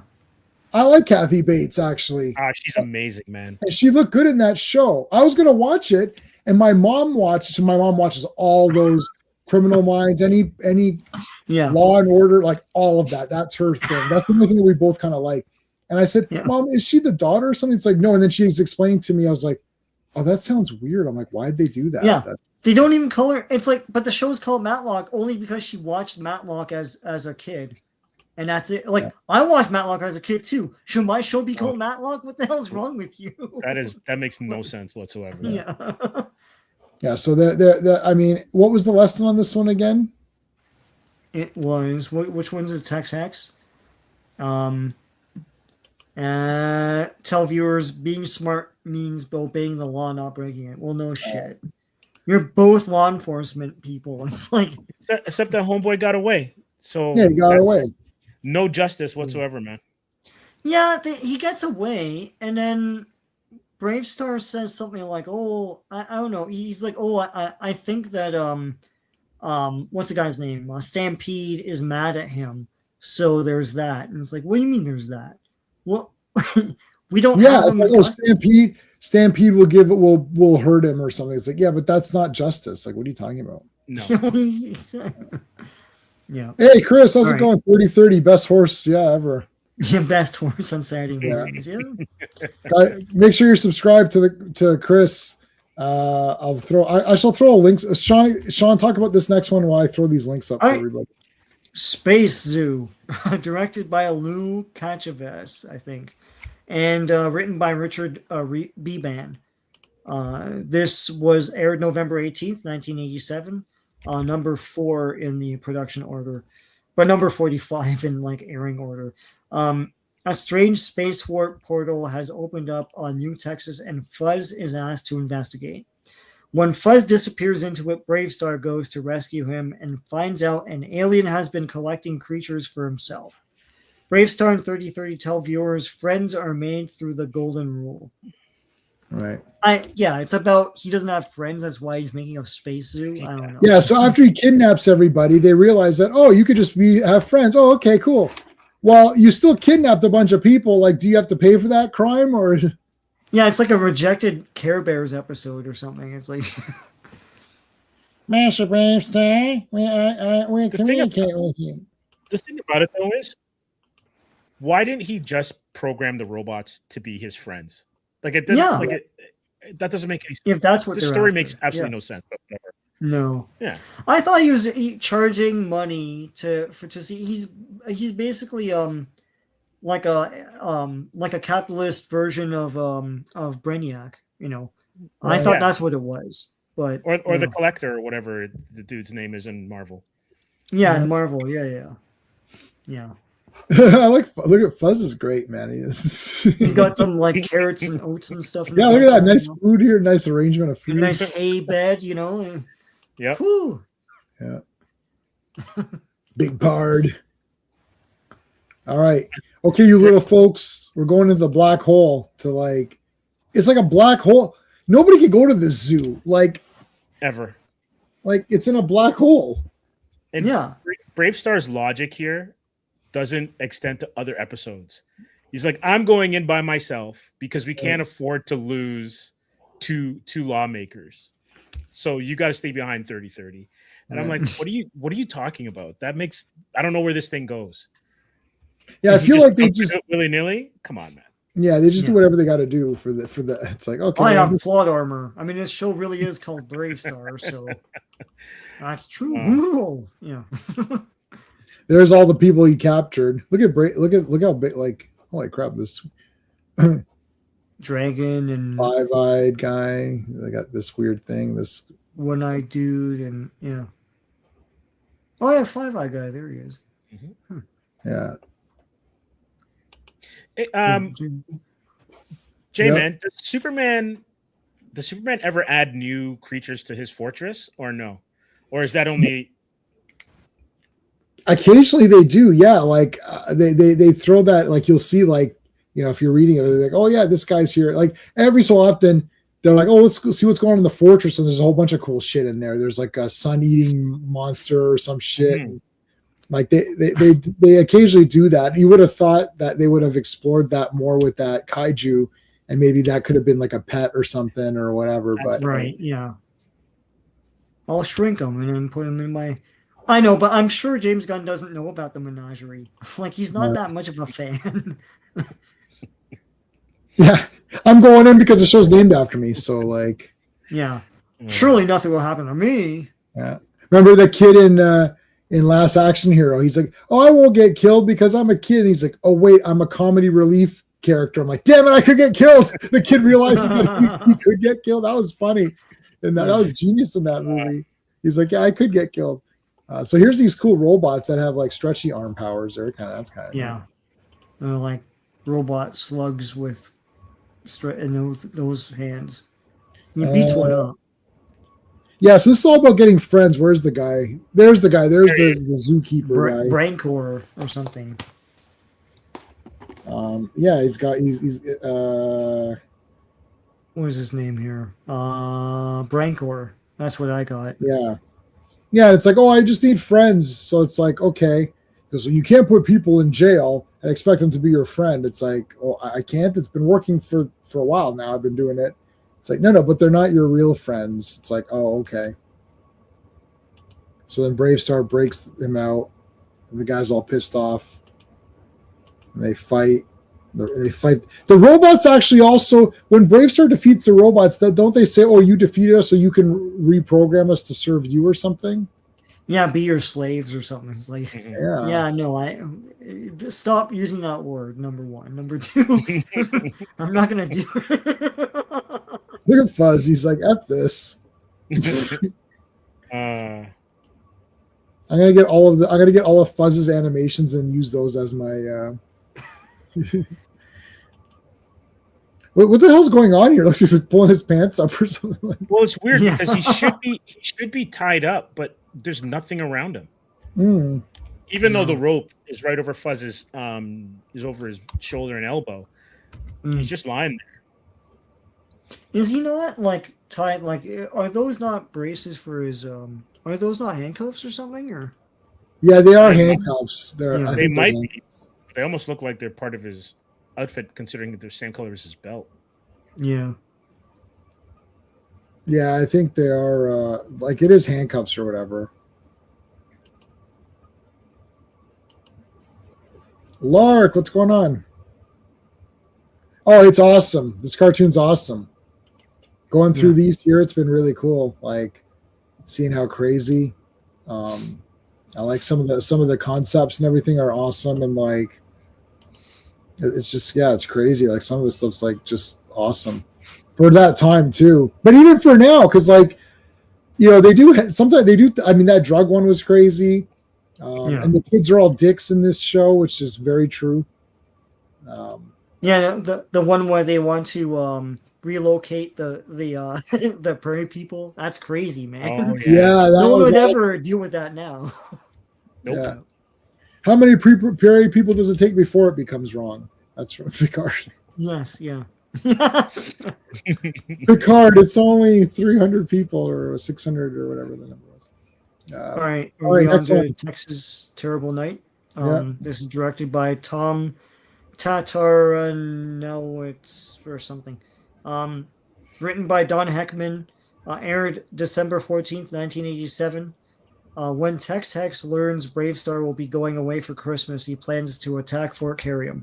However, Shaman takes him on a journey to his past, present, and future, and reveals his old girlfriend is coming to town on the day of the planned attack. BraveStarr and Shaman tell viewers there can be good even in the worst people, and if one looks for it in people, they might find a friend. Um, yeah, I guess I wrote something like how many adaptations of A Christmas Carol have there been? Like, is this the most adapted story on Earth? Like, Yeah. God, what the hell, man? There's Yeah. like random Much. episodes that just do this, Frick. Yeah. Anyway, Christmas episode too, pretty cool.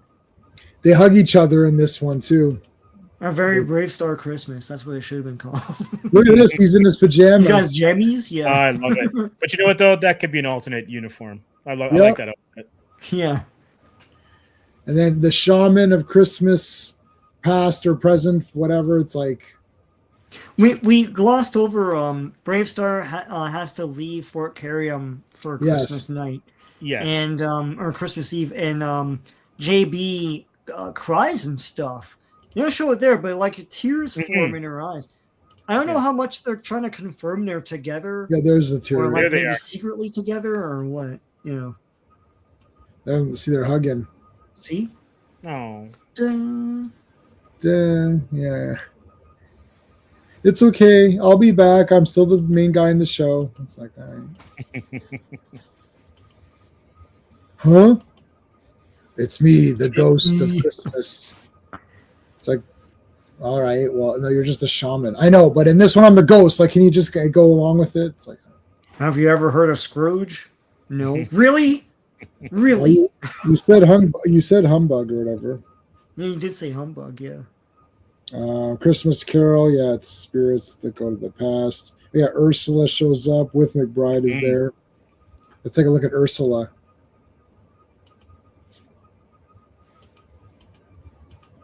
Young McBride. There she is. So they're gonna blow it up. He's gonna blow everything up, but then finds out that Ursula's there. So then he doesn't want to. He's a good guy, or it's a Christmas miracle. He doesn't want to. It's kind of neat that they gave Tex Hex a little bit of something. Yeah. They don't really give the villains there's Megatron is never nice, or doesn't have a nice moment. Skeletor, No, well, he's a robot, so he doesn't care. But yeah. Yeah, well, the sci-fi western, yeah. I guess maybe Destro might have been the only one that had bits of softening a little bit. Yeah, maybe. He was the counterbalance to Cobra Commander going ape shit all the time. Yeah, he would laugh every so often, and he was having an affair with Baroness too. Yeah. Which they show them kissing and stuff. So I mean, there's not much else other than this is just Christmas Carol. And he sees the gravestone. The animation's pretty stepped up here too, I thought. Yeah, there's young Tex-Ex with Ursula. There's one part that kind of disturbed me, and I'm trying to find it in the movie. He has that argument with that one guy before he becomes Tex-Ex. And I can't remember this in the film, but when he leaves... Wait, I'm trying to find it. When he leaves that guy on the ledge, and the ledge crumbles, and he falls to his death. But they show that randomly here, and it's kind of just... If you're a kid watching this, you never saw the movie, you'd be like, what the hell? And he's like screaming as he dies. And it's like, what the hell? Like, well, he should have been careful where he was going. I don't know what to tell you. Like, kids, the lesson of this one is watch where you're going. Like, yeah, don't fall off the goddamn ledge. Yeah. All right, Running Wild. All right, let me get to it. Stagecoach. This one's pretty hilarious. Mm-hmm. Running Wild. Oh shit! What the hell just happened? It's the ape cat. Yeah, with the old Rourke. Yeah, ape cats. Yeah. Hold on for a second. Okay, Running Wild, directed by Ed Friedman and written by Don Heckman. This aired January 29th, 1988. Angus and BraveStarr investigate the damage on the water pod trees in New Cheyenne. The town blames it all on a girl's pet ape cat and forms a mob. BraveStarr tells viewers wild creatures don't make good pets. So she was wrong. Yeah. But 3030's injured here. That's important. He stepped in a pothole. Yeah. Yeah. He was riding in Toronto. New Toronto. Oh my God, for real. New Toronto's like old Toronto. Pay your taxes, BraveStarr. Let's go. Collect the taxes, boy. All right, so 3030 has to get it repaired, which is cool. The dingoes, of course. There's the repairman. Oh man, who's fixing his leg. Yeah. 3030 is just cantankerous, man. Yeah.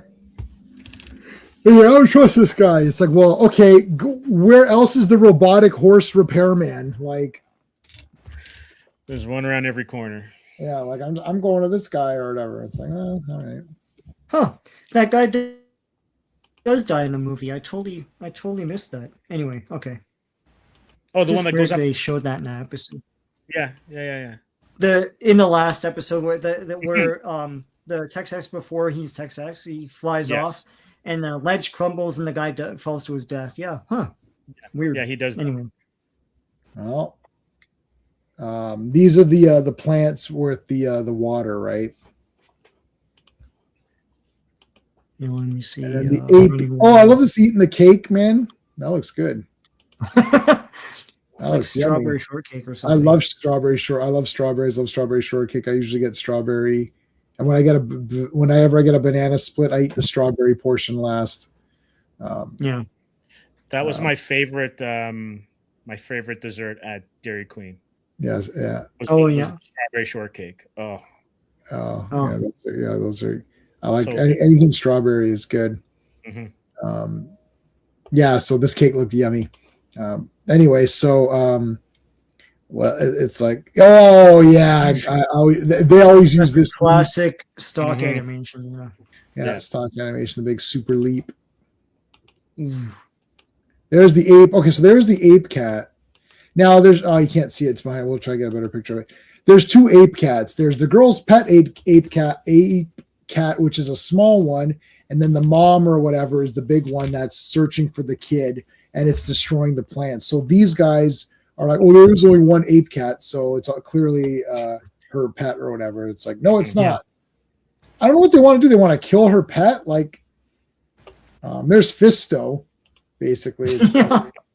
Fisto on the right, yeah. Yeah. I'm Fisto. I'm from a superior cartoon which sells way more toys and has more leadership than you. So listen up. When that ape cat comes around again, I'm going to take this fist shine up real nice and stick it straight up. It's candy ass. Turn it sideways. There's way too much alphabet imagery in 90s wrestling. I don't know what they were trying to do, but hey. I watched a great video showing some of the most outrageous things, and I remember all these things, and my God, it is absolutely embarrassing. The hand giving birth to that hand is the most outrageous. Like, yeah, but there's like an office set up. There's like a table and chair office set up in the ring, and Stacy Keibler comes in and she's like, "Oh, I want a job," and like she's like dancing on the table with a mini skirt and putting her legs around Vince McMahon. He's like, "Oh," I'm like, what is this? Like, what is why this? they set an office up in the like, what does this have to do with anything there is ever? Like, it's just so crazy. Yeah, that was the point, I think. Make it outrageous. I mean, it's definitely better. I did look forward to it. Okay, so she's like, "No, you can't kill my ape cat. My ape cat's a great ape cat." It's like, no, it's not. It's trash. McBride comes. He's like, "Listen, kid, it's a trash animal. To be honest with you, why cross a cat with an ape? I don't, Yeah, it's like, the most preposterous thing since the duck-bill platypus. Yeah. Why cross a duck with a beaver? Like, what is this? Is that the animal that saves Batman? Is it? I don't know. What are you talking about? Or is it the dolphin? No, when the missile, when they get, there's one where there's like that buoy and they're trapped to it, they're magnetized to it. And right. You're talking about. It was, I can't remember what it was that sacrifices itself. It goes that brave animal. It's just a random fish or something. Yeah. That's not true, Sean. It saw them there and it blocked it or whatever. But he does salute the fish. He salutes it. Yeah. And that's why he's the best Batman. That's right. Yeah. Oh my God. I know, it's genius. That and getting rid of the bomb. Oh my God. Yeah, getting rid of the bomb. Yeah, well, you couldn't throw in the ducks. There's like a family. There's like nuns and stuff. It's like, what? Yeah. One of the best sequences of all time, man. Yeah.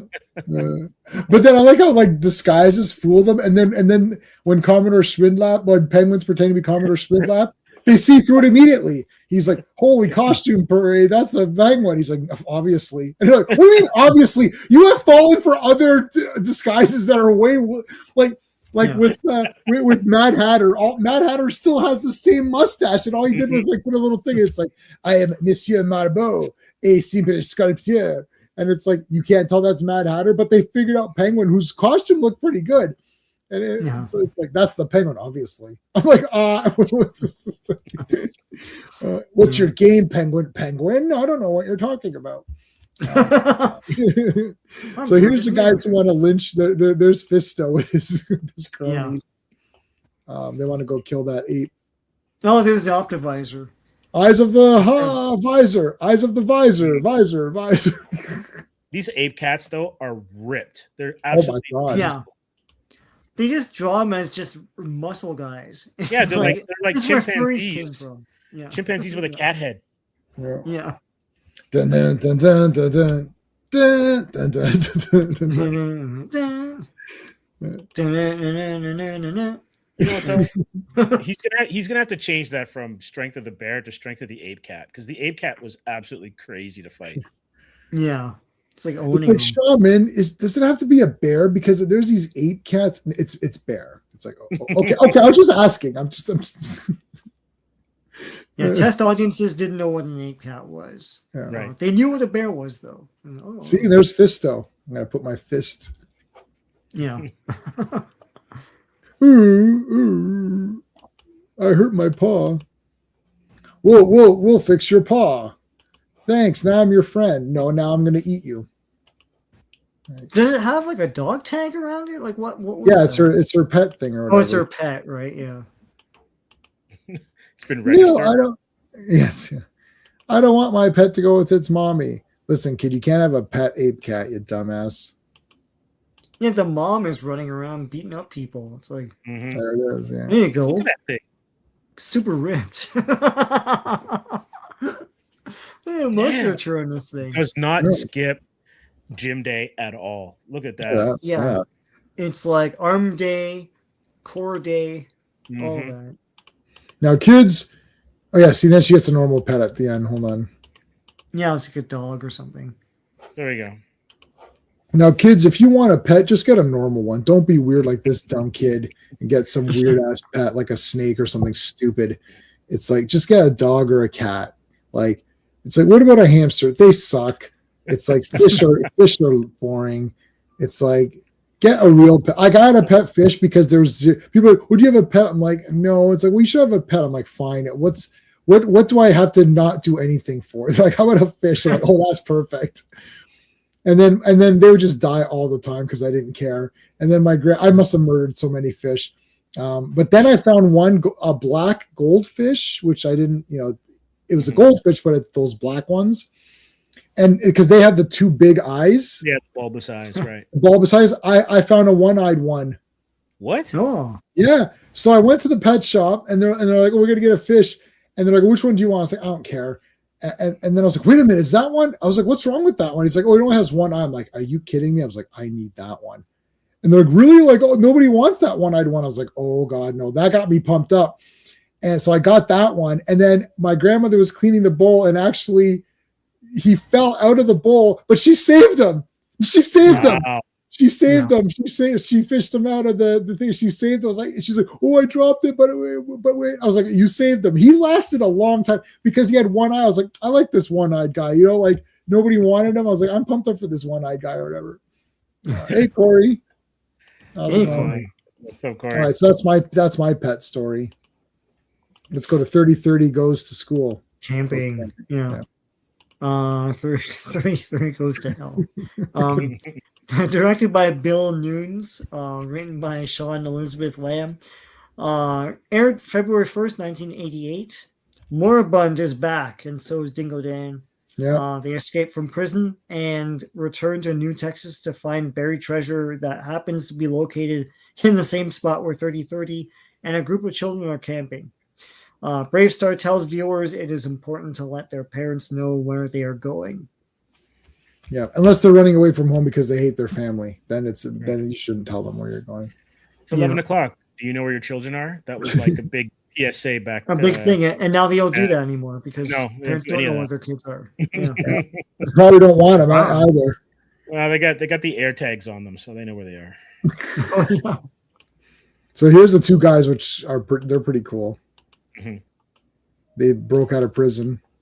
And they use the old hide behind the asteroid Millennium Falcon trick.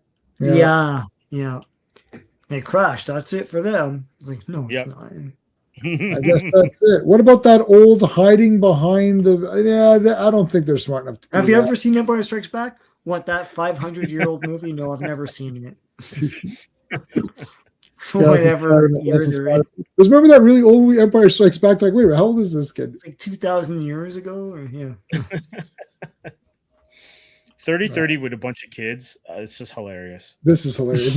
There's that kid. I'm an annoying kid. All right. I thought this guy was great with his big bad ass. His design's great. Yeah, he's awesome with his pink boots or whatever. One of my scripts that I wrote half of was called Shopping Cart of Death, and it was going to be a trilogy of shopping cart movies, and there's this metal, this alien metal that forms into whatever you need it to form into, and then it becomes like sentient in that form. So if you made a hammer out of it, it would be a sentient hammer that would just hammer for you when you need it. So you'd be like, okay, hammer, go hammer these nails, and it would do it. So this shipment of metal is being transported, and some of it falls to Earth. And there's a homeless guy that finds it. This would have been like a trauma kind of a movie. So this homeless guy finds this shopping cart and or this metal, and he's like, oh, I don't have a shopping cart. Like, your shopping cart is taken by some hooligans and whatever. And then he's like, I need a new shopping cart. And the metal forms itself into a shopping cart. And he's like, oh my God. And as he uses it, he talks to it as though it's his friend. And he says like humanity's garbage and he hates people. and he's pissed off at the world.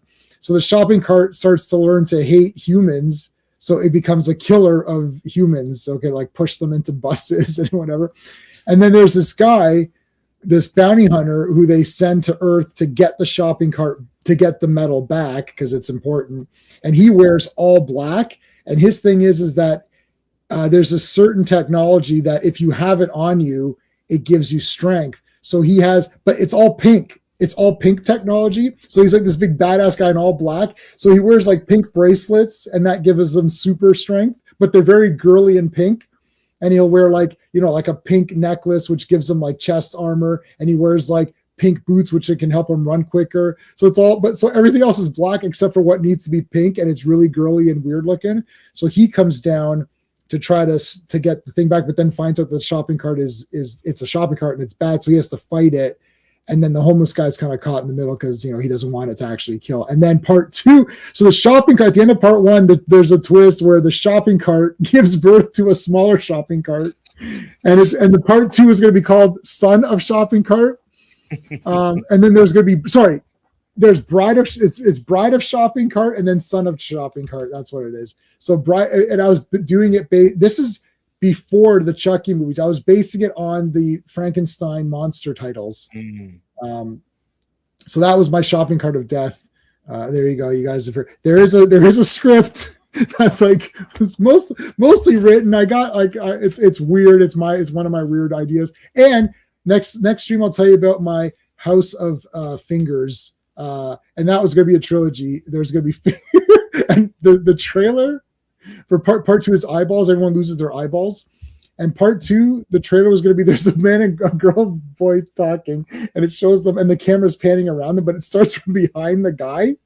So the guy's like saying, "Oh, Mindy, we've been going out for so long, and I feel a connection, something special." And while he's talking, it's panning around, very slowly though, and it's showing her face, and she's just like, kind of like as he's saying how much he loves her, she's like, her face is kind of like, no, like it's like kind of like it's in horror, like no. And then he's kind of thinking like, what's your problem? I love you. Like, why are you acting so weird? And then when it pans over fully, his eyeballs have completely fallen out of his. That one is called Mall of. So the part 1 was called House of Fingers, and part 2 is called Mall of Eyes. So everyone in this shopping mall loses their eyeballs, and people are like stepping on them, and they're trying to collect them and stuff. So it's like this evil scientist who, in the first movie, he lost his fingers due to an industrial accident. He lost all of them. So now he hates fingers. So then he creates these mutated fingers that attack people. So they're literally just fingers, and this entire house is filled with them. So it's attacking people. This is my ideas. Like literally trilogy. I forgot what the part 3 was going to be. I never got to part 3, but you know what, J-Man, based on what you're telling me, you would love. I don't know if you either you or Sean have seen this, but there's a movie called Rubber. Oh, I have it. Yes. The tire. The tire. That movie is amazing. Yeah, I have it. Yeah. I love that movie. Yep. Murderous telekinetic tire. I love it. It is good. All right, so there you go. I give these guys. So back to this. They're camping. There's not much. Yeah, this one's pretty light, actually. Yeah. The villains. Except for when Gary Coleman got abducted there. We just passed it. What you talking about, Willis? If you ever have time, go to Gary Coleman Gets Angry. Like he'll get pissed off and walk off interviews. It's awesome. What, there's like a YouTube video of it? Yeah, like it's like him getting pissed off. I mean, I watched. He's a very angry little man. Yeah, I like Different Strokes. So whatever. That show's amazing.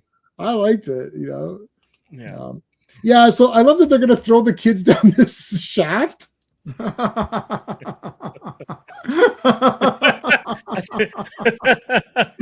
like, this was the guy that was supposed to replace Tex Hex. Like Stampede recruited him. Right. He had his own bionic bull or whatever that he would ride on. But yeah, and he sounds like Schwarzenegger a bit. Yeah. Yeah, kids. I wrote kids down the mine shaft. Awesome. This had a lot of action, though. This one actually had a lot of action. Yeah. But there was something I wrote. I forgot why I wrote this. No, gun in left hand. Was there something off with the gun or something? Oh, is this the one where the guy BraveStarr catches a guy in a lie? because Yes. he has equipment and one's a right-handed version of it, and he throws a object at the guy and he catches it with his left hand. He's like, "You're a left-hander. Why do you have this right-hand thing?" And the guy just immediately whoop, and he escapes on that helicopter thing. Yep. Then he throws a boulder at him. Yeah. Oh, yeah, this was awesome. Amazing. Yeah, I like this episode because it was just like, there's BraveStarr. Okay, kids, don't play around mine shafts or whatever. But like, that was. I like how he caught him there. He's like, "Oh, I've got this special left-handed pistol," and the guy's like, "Oh, you're right-handed or whatever. Why are you?" I like how he realizes doing this pose. This is incredibly dangerous. This is something any kid would try to like mimic and probably break their spine. It's like, kids, in today's episode, prejudice is wrong. Also, don't do this, what I'm doing right now. Also, don't sit like this because you're going to get destroyed. Your back's going to get destroyed. But it's so much easier to draw. It is easier to draw, yeah. It's fun. It's a Western thing, Yeah. All right, next one. Haunted Shield? Haunted Shield, yeah. The Haunted Shield, directed by Ernie Schmidt, written by Roby Gorin. This was aired February 2nd, 1988. After raiding a weapons department, Scuzz and Thunderstick find the Haunted Shield of Spectarius, which Stampede uses to defeat Shaman and leave the prey people to defend themselves. BraveStarr and Shaman tell viewers people don't always have to depend on someone else to do something difficult and may not realize what they can do until they try. I don't know what brought that on, but yeah, I can't remember. Okay, so there's a shield that can reflect your opponent's powers back to them, or something. It's almost like a rock with a glass kind of surface. With a glass back, yeah.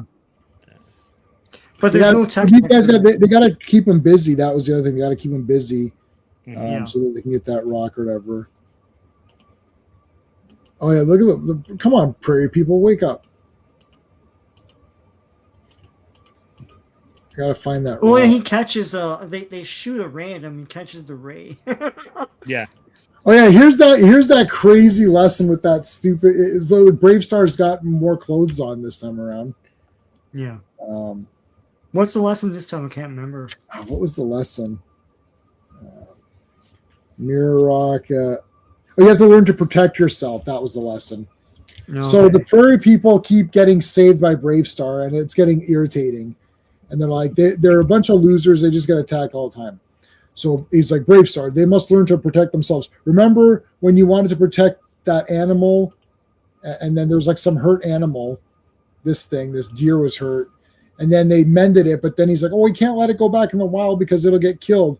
And then later they come back and it's an older deer, and then this monster one of the ape cats tries to eat it, and it runs away. He's like, you see, it learned to protect itself. It's like, yeah, that's pretty weak, Shaman. Like, what are you talking about? Like, these things get killed every minute. Like, Shaman, this is a dumb deer. I am a marshal. It's like I'm supposed to protect these people. Stupid ass. The prairie people must learn to protect themselves. No. I'm supposed to protect them. That's like my job. Yeah, that's the oath I took. Did you read the series Bible? Here, go back in the other room. And read the series Bible. God. Yeah, there's the hexagon without text hex. I'm sure if the series was popular and they tried to make that thing, it wouldn't look anything like that because it's sort of like Snake Mountain. Yeah, which doesn't look anything like Snake Mountain. Yeah. There's the reflection. So there's Stampede looking at his own reflection. I thought he was going to melt or something. Oh, I gotta shave. I've been hurt. Well, Shaman, should have learned to protect yourself. Hey, Shaman. Are you going to call BraveStarr, eh? You're going to call him right now? You're going to call BraveStarr, huh? I want you to. Yeah. Go ahead, call him. Let me see you do it. Call him. Use your telepathy. Call the guy. That's like, you made your point, Stampede. Yeah, Stampede. Okay, shut your mouth, Stampede. Where's Tex Hex? I prefer to deal with him. It's like, shut up about Tex Hex. Is Tex Hex home? How they show. Can we that's like the coconuts. It's like, is there anyone else I can talk to up there? You're using coconuts. Is there anyone else I can talk to? Yeah, look at Brave. What the heck's BraveStarr? his upper body is like 3 times the width of his waist and legs. He's like, "Rah." I feel like he's like going to take a dump or something like Tony Atlas. Oh, I don't know what this guy's doing. Oh, goddamn. Dun, dun, dun, dun, dun. I don't know. Why do we suck? Yeah, why do we keep needing to be rescued? Well, because we're little and we're losers. Let me tell you the real lesson. The real lesson is the prairie people are losers. Well, they brought all this technology and shit to their planet, and they weren't equipped to like handle it yet. Yeah, so now that Tex Hex though knows where Shaman's lair is that a problem? Because they found out where it was. It should, but again, out of continuity, right? Yeah, like that could have been one of the last episodes, right?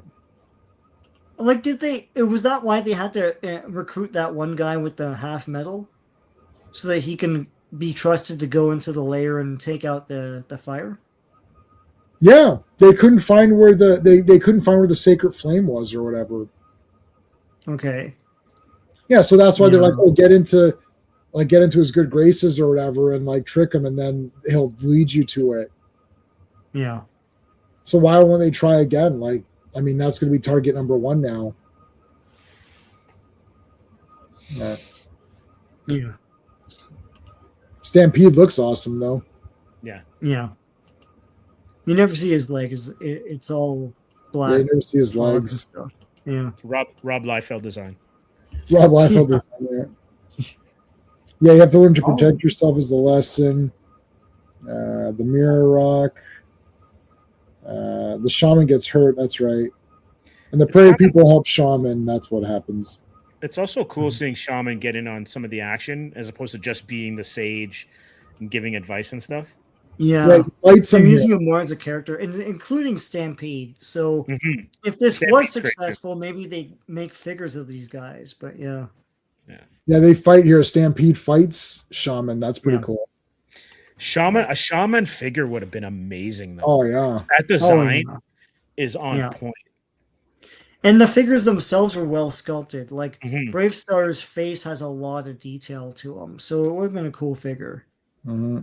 I always like. I got like Spirit and Thunderhawk from Street Fighter. Like I always like the native characters. They always look cool. Did you have Spirit as a kid? No, I really wanted him though. He's awesome. Yeah. Yeah, I got the 25th anniversary one. I have that one, and I have the classified. I only have 3 classified figures: Spirit, Torch, who was my first GI Joe that I ever purchased with my money. And I got Monkey Wrench because I always thought he looked. I like the Dreadnoks, but they all look like post-apocalyptic Italian.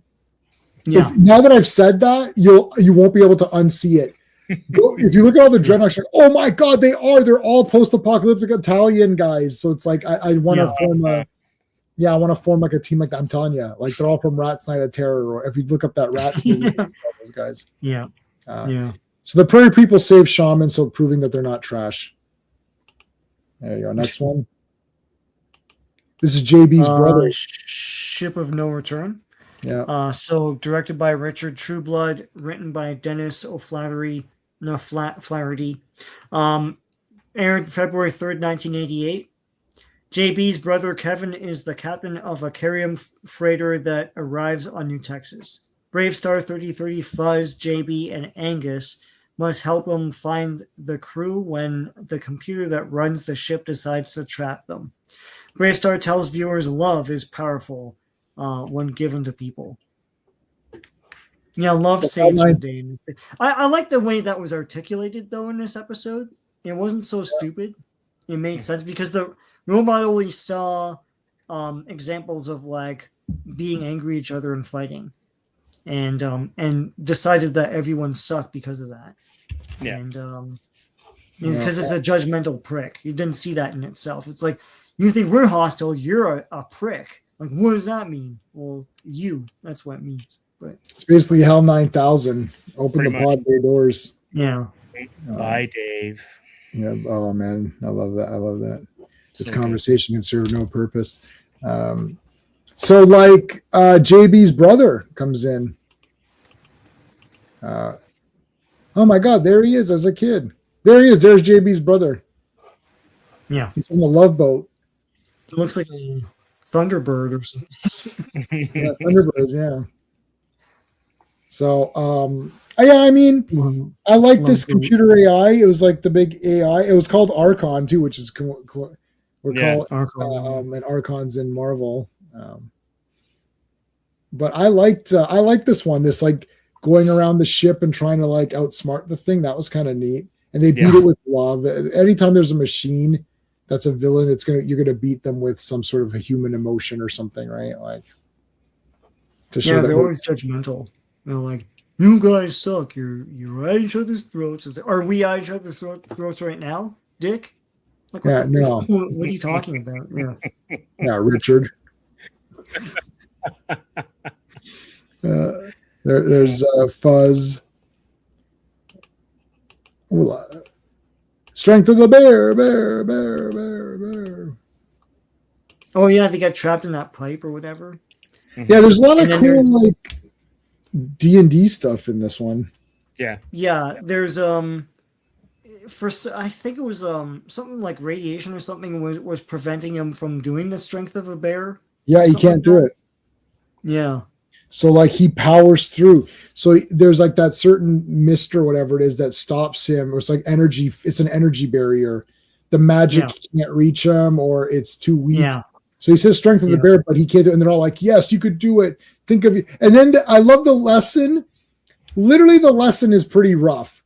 The lesson is that BraveStarr or Shaman's leg is trapped under a boulder, and BraveStarr, as a little kid, has to use like a big piece of stick to move the boulder. Oh yeah. And he's like, I can't do it. Shaman's like, yes, you can. So the lesson is, kids, is that you could just hope if your love is strong enough, you can do anything. It's like, but that's not true. Like, no. Yeah. That was a bad lesson. But I like how BraveStarr powers out of it himself, though. I like the willpower. Yeah. He's like, no, I'm going to do it. That I really liked. But the lesson should have been almost like believe in yourself. Yeah. Right? Yeah. Yeah, not physically you could do this. Mm-hmm. Yeah. Like that kid can't lift it. Impossible. No, he uses the leverage of the stick, right? But that's a whole other lesson. True. That's a science lesson, and that stick would have to be like made of vibranium or something. Right. Yeah. Give me a lever, or whatever, and I can, move the earth. He did have that look, didn't he? Yeah. Listen, audience, it's all about love. So if you love someone, you'll have the strength of the bear. 30-30 is always in wide stance. He's like, like, horse stance. He's man spread. Fighting stance. J-Man, when you said that, I was thinking of Ann Wilson from Heart. That's one of their songs. Oh man, I don't. Music reference. I don't know anything. I think I've heard of that. It was actually during this time too. It was late 80s. Oh yeah. Yeah, like so they have to, it's like that's your lesson, kids. Like don't, do whatever. And then he shoots the thing. Love. Exciting, and you come on board. Yeah, we're expecting. Look, this is the same. I've been chaptering forward, and this is the same thing. Yep. Yeah, they're not even in the lesson yet. No, these monsters come. Like mega ab monsters is like super like ab day is every day. Like look at this. 1, 2, 3, 4, 5, 6, 7, 8. Like how many setups do you have to do to get an 8-pack?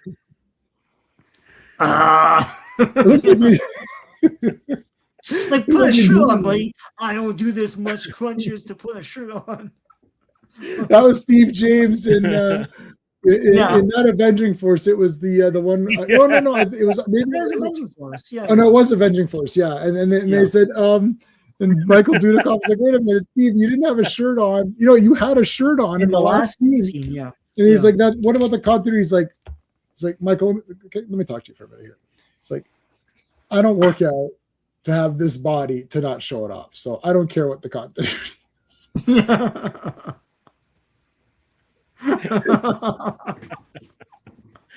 Dude, kind of being the continuity police. It's like, I know. of all people. Yeah, don't you have some underwear you need to model? Like, go away. Yeah. It's like, no, I love Michael Dudikoff for sure. Yeah. Him and Steve James together were like the friggin' best. Yeah. But anyways, I love American Ninja, and that's literally American Ninja is literally after the countdown timer. It is my first. You know, every place you go, there's always someone who thinks he's a badass, right? I like that one guy who's like, yeah, Jackson. It's like, no, shut up. Like, we got to do the American Ninja. Yeah, we got to do the American Ninja one and then the guy comes out and he's like, now that's a lesson for today, guys. If you can get your opponents, if you can use your opponents, if you get your opponents off balance, you can use his own energy to defeat him. It's like, no, look, you were fighting. We saw that. You tried to pretend it was karate lesson. He wasn't fighting, yeah. You weren't fighting. And then when he's like, let me talk about he's like, Charlie, let me talk about your future. He's like, you're gonna hurry back to base, put on working fatigues, and be ready to cover up for Joe. He's like, what does that have to do with my future? Because if you don't do what I tell you, you don't have a future. He's like, I memorized that movie and I spoke it to the girl when I met her. Because I met the girl from American Ninja, and I did her whole dialogue for her. She's like, "Oh my god!" I'm just like, it's like, so we both said, I was like, I can't believe you. We both said, because I can't believe you just did that. That's her line, and we said it together. But it's like, I can't believe you just said that, because I said it exactly. That was awesome. That was at the Niagara. Anything else on this one? No, not really. No, not really. But this is actually one of the better episodes out of the ones. Yeah. Yeah, I like this one. There were actually, I would say, maybe like 2 or 3 of these, which could have been an adult TV episode or like the basis of a film because of the subject matter and the way that, like, how certain things happened. You almost feel like this was taken from something else, someone else's like spec script or whatever that's been rejected. And okay, we're going to use it for BraveStarr. The little lie that grew. Pretty neat. Yeah. I like. Okay, so well, Sean, you can do the thing for this one. The lie that grew. The little lie that grew. Directed by Bill Reed, written by Cy Goldberg. Aired February 4th, 1988. This is the last one they produced. 65, but it's the 51st episode. After their home is destroyed by Dingo Dan and the Rustlers, a family is invited to stay at Fort Carrium and agree to help out in jail somehow.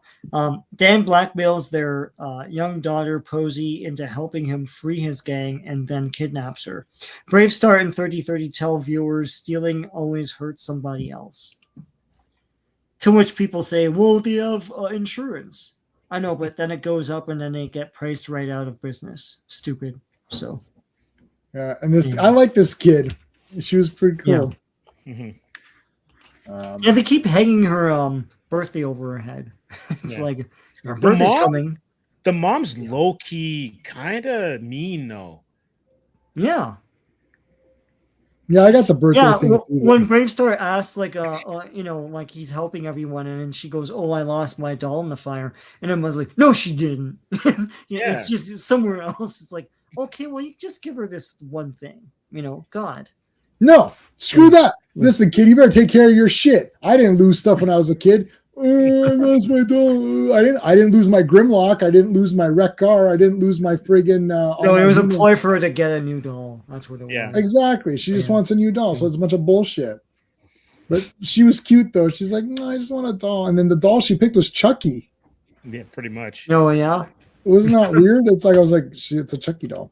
Oh, Fuzz is amazing in this episode. Yeah, the impressions. Yeah, when he does BraveStarr. Oh my god. Yeah. They reveal this. We'd never seen this before, and he's doing the bird calls. He does BraveStarr. It's like, oh, okay. Well, this has got to come into play like later on, and it does. Yeah. Yeah. Yeah. So like how it's like We lost all of our belongings. Well, why don't I hire you as a jailer? Oh, okay. But Dingo Dan is the villain of this. There's no Tex-Hex. I like that they mix it up. There's like more than just Tex-Hex as the threat on this planet.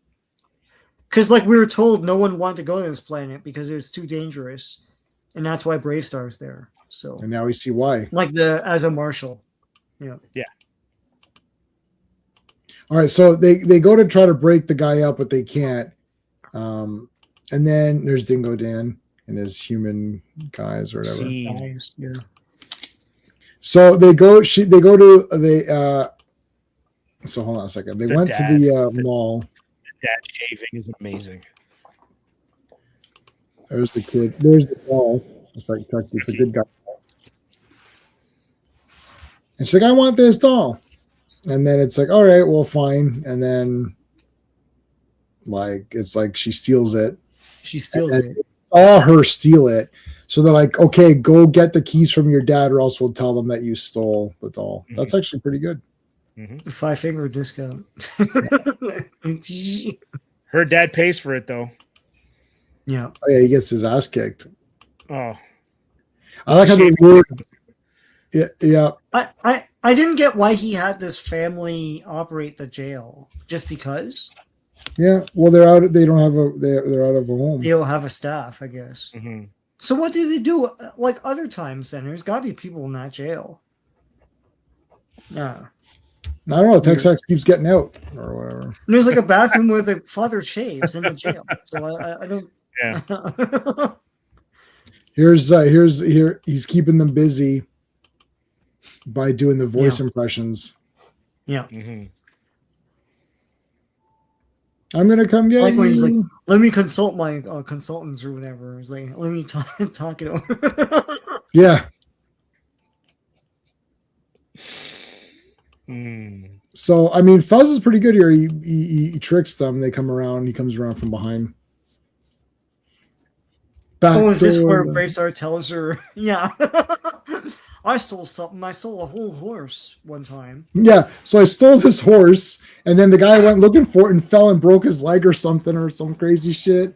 And it's like, oh, sorry about that. It's like, yeah, but Showman says bring back the horse, but also bring back that brand new bow and arrow set that you always wanted. Bring that to him too. He goes, why? He's like, then you'll really remember not to do this again. I like that. Yeah, so, no, I'll remember, Shaman. I'm telling you, I'll remember. I don't think you will. I don't think you will. Yeah. It's like, well, I remembered up to now. I'm BraveStarr, and I'm like recounting when I was 10 or whatever. Yeah, so give me a break here. Help me out. I mean, I'm still gonna throw you in juvie, but I'm just telling you this story because we always have to have a flashback to when I was 10 in every episode. Mm-hmm. Yeah, there's this bird that shows up on his head. Yeah. It's like, okay, thanks. I was like, why is there a bird on my head? All right. Last one of tonight. Before we do that, Steve, what do you got going on? It's easy and pretty cool right now at Comps Asylum. We just published a couple of vids. One is with Joe Rubenstein that we recorded in Montreal, and he talks about being in the biz early in his career and what he's doing now. And then we have a little quick recap of our time at CCXP in Sao Paulo, Brazil. So we have those two videos up on the channel. Awesome. Sean? Tomorrow I have Super Friends. I have a Super Friends video of the comics from the DC Finest trade paperback. Monday, we've got Earth's Mightiest Mondays. Mm-hmm. And Tuesday, I'll have a Peanuts Ultimate TV Specials Blu-ray thing.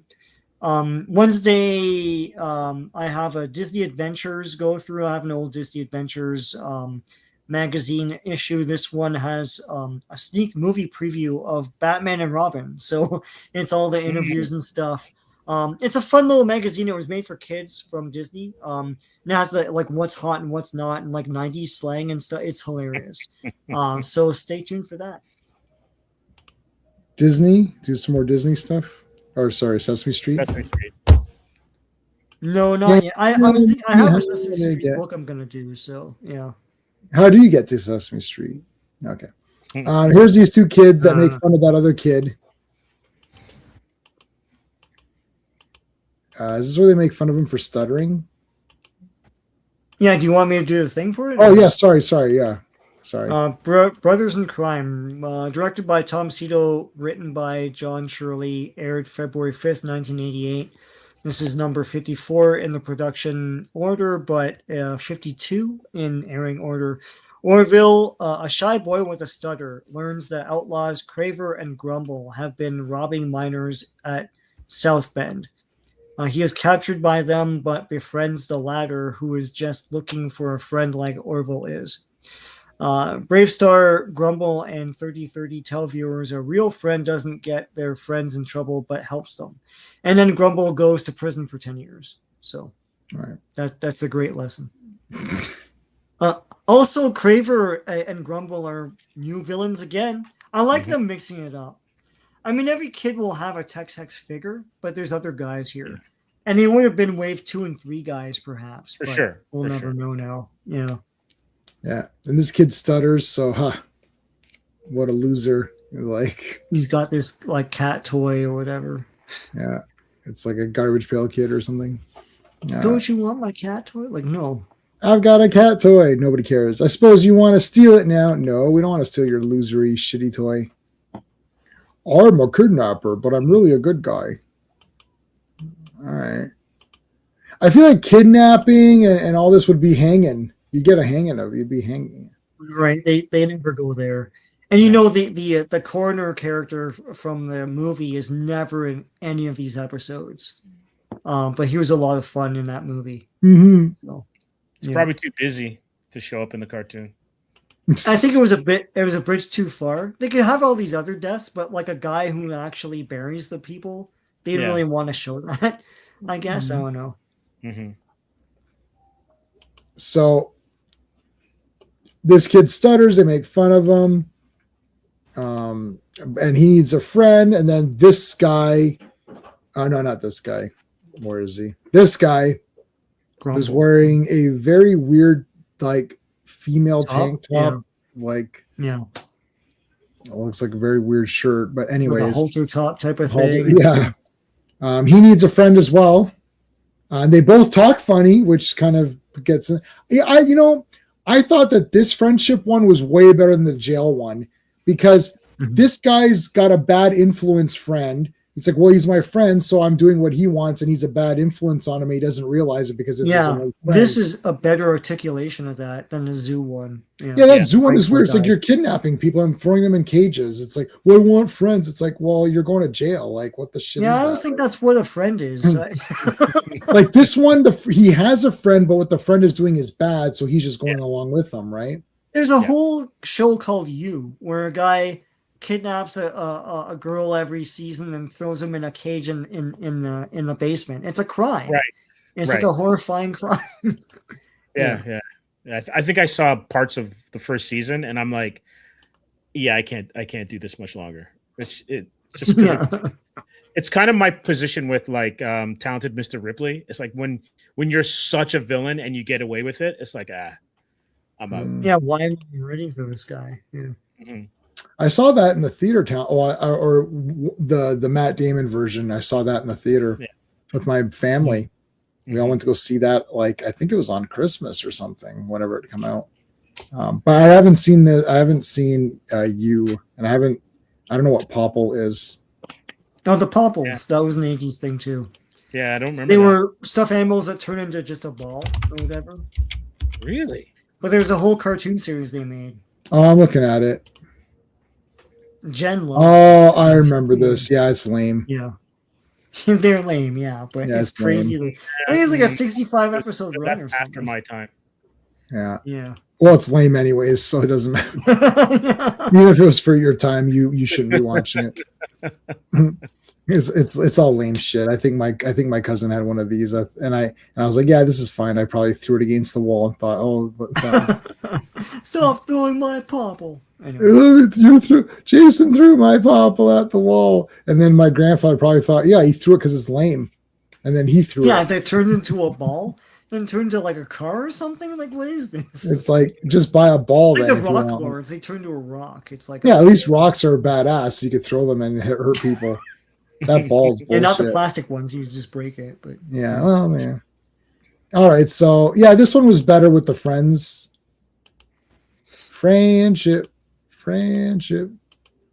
Just the that perfect guy's are friendship. wings. Yeah, he's cool. Look at this guy. Look at his fingers.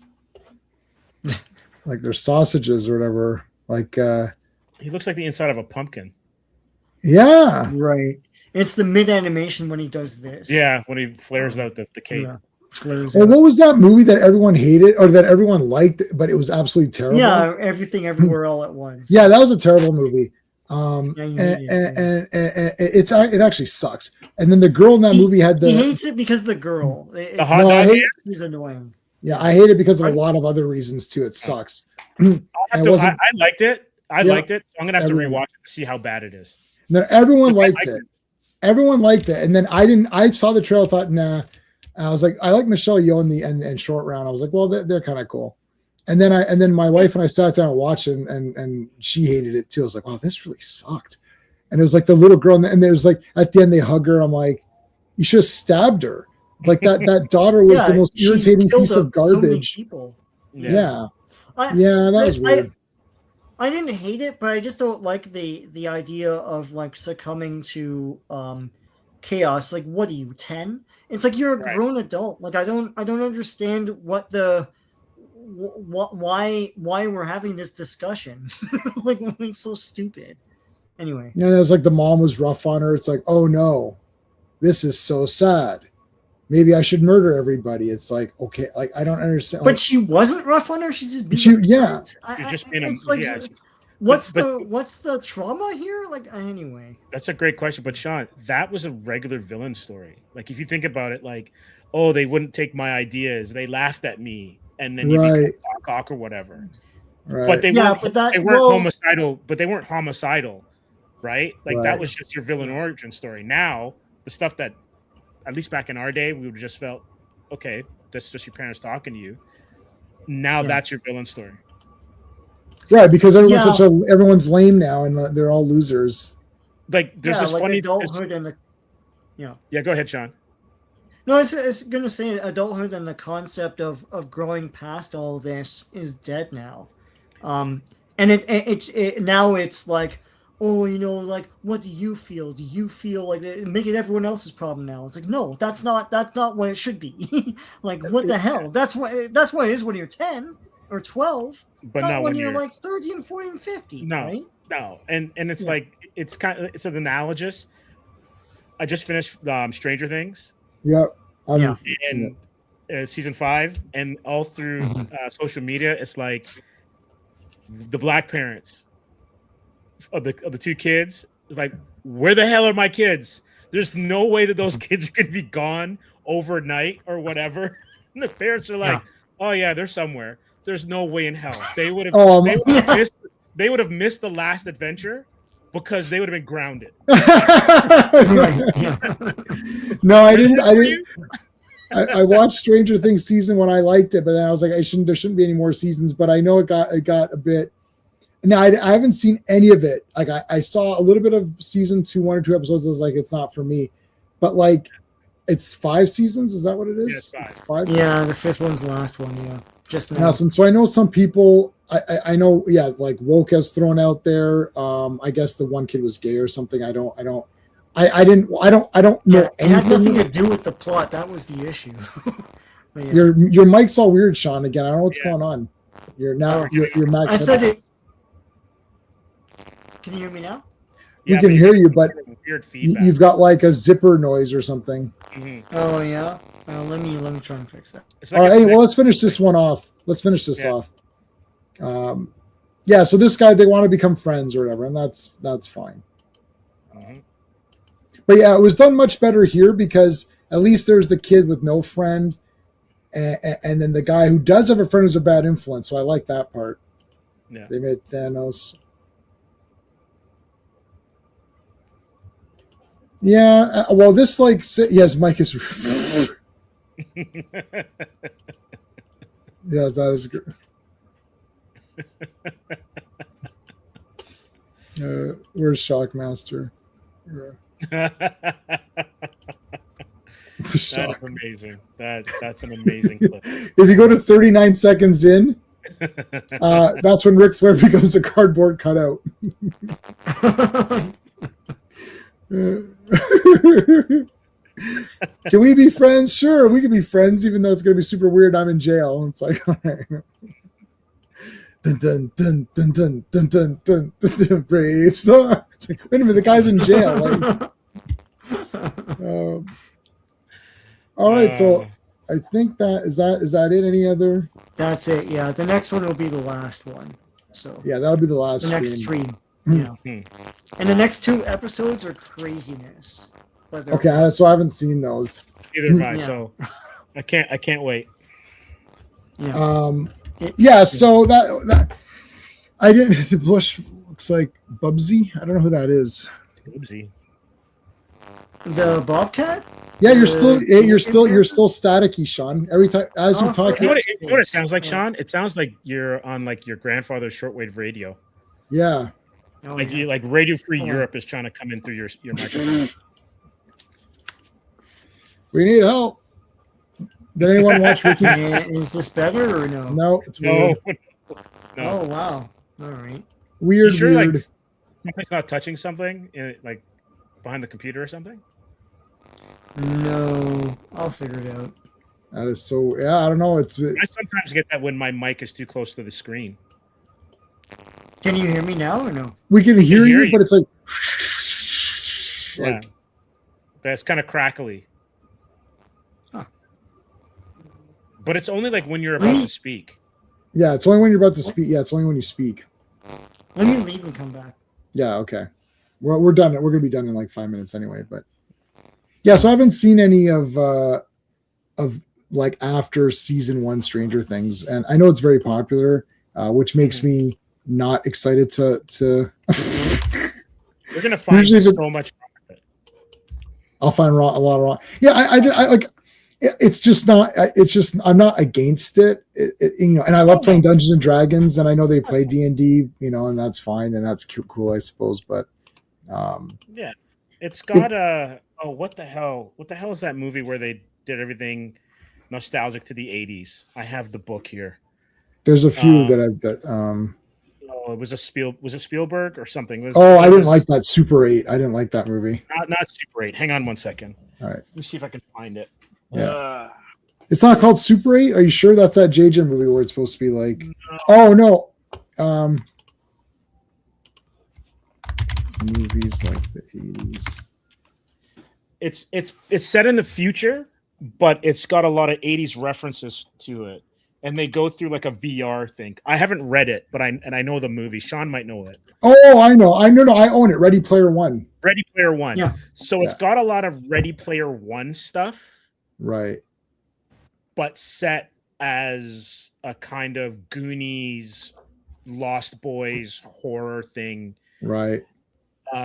Set in like in like modern times, like retro 80s. So without being, it's nostalgic, but set in that nostalgic time. Right. Yeah, I saw season 1 and I thought it was really cool. But it's hard doing something like that over the time period that they have because the kids also age out. The kids are like 30 now, right? Like, and so it doesn't match especially when they do the clips, and you're like, that's when the kid was 12 and now they're 8. Like, that's not a 5-year gap. That's a 10-year gap at least. It's too, like I remember when I saw season 1, I thought 11 was, oh, she's really cute and everything, and it's like now she's like adopted a kid or something. I saw that it's like she's married and adopted a kid or something. I think. You mean in real life? In real life, I'm saying like it's that's not like a cute kid anymore. Like, it's like she's like, the problem is like eventually I won't. It's like eventually you become fodder for a slasher movie. Like, it's like if you're a cute kid in the beginning, like in the first season, they're all kids. They're like, oh, okay, cool. They're all kids on their bikes and all that. But when you get to like season 3 and 4, and you're like, okay, they're older now, they should be getting killed by this monster, but none of them get killed. I'm assuming they all survive, right? But you also know too what it is. It's like, and we've done it with all the comics we've looked at and all the comics we've read. If you're going to have characters age that way, they can't be in high school. If the story went into the 90s and they were in university, it could still be nostalgic, if you understand what I mean. But it just doesn't work when they're so young and within that decade, they're then still that old. Yeah, in the It movie and book or whatever, it spans lifetime. Like it's like they're kids, like first they're little kids and then later they're back to adults and then they're fighting the clown again, or the whatever the monster is called. They fight it again. Yeah, if you do it, if the kids graduate college. Yeah, no, I know. I saw like, and I've seen I saw a couple of other. What did I see? I saw Millie Bobby Brown. I saw Enola Holmes, which I absolutely despise. That was the worst movie ever. And sister, it's absolutely trash. And my wife hated that too. And I watched Damsel, and it was awful. Oh my god! And I got so many people angry. I think there's a lot of like she has a lot of hardcore fans because I said that like I destroyed those two movies and I got a lot of people angry at me. I'm like the dragon burnt itself. Like somehow. Like in Damsel, it shot fire and she went on this thing and moved and then the fire went back on itself and it got hurt and then she convinces it or something to be good or whatever. I'm like, how does, if the dragon's fire hurts itself, wouldn't it destroy its entire mouth when it shot fire? And I said this and people are getting angry. It's like, it's fantasy. I'm like, okay, it's fantasy. What? Yeah, but like, it's fantasy, but it wouldn't work like that. Like I hate this. It's fantasy. Like, what does that mean? It's like they don't know what verisimilitude is. It's like it's got its own world. Otherwise, you're not connected to it. Yeah, they're old now. Yeah, I hate when they portray kids playing NES 1950. NES was only a test market in 85. Oh yeah. Oh, I didn't play it till. I did not get it. 87 onward was really the heyday of it. 89 was big too for it. But 85, it's not like everyone had a Nintendo in 85 and 86. No. Yeah. No. Is she using Botox? No. Oh, I don't know about that. But it's like there's a movie called Swingers, and it's set in the 90s. Yeah, I know it. When they play NHL 94, that takes me back to my college days or just after university because we played that game. Like, and if you got Jeremy Roenick, who was a Chicago Blackhawk player, he was like Kal-El of hockey. Like he was What's his name? Jeremy Roenick. He number 97 for the Blackhawks. But in NHL 94 or whatever it was, Sega 94, that was the best game, especially for sports. But it felt real because people that age were playing that game. If you're in your early 20s, early to mid 20s. I played NHL. I played the first NHL hockey for Genesis, and I think it was 92. Yeah, it was 92. It was 92. Yeah, and I'm not a sports guy, but I was kick ass that game because I there's a glitch where you can just go and I scored 42 points. It's like that's that's crazy, right? Like, I mean, that's beyond. I mean, that's approaching basketball scores. Yeah, pretty much. It's just like, that's a high score in football and half a basketball game. But half a basketball game. But this is in hockey. It's like if you watch real hockey, it's impossible. Nobody scores. You don't get that in a month.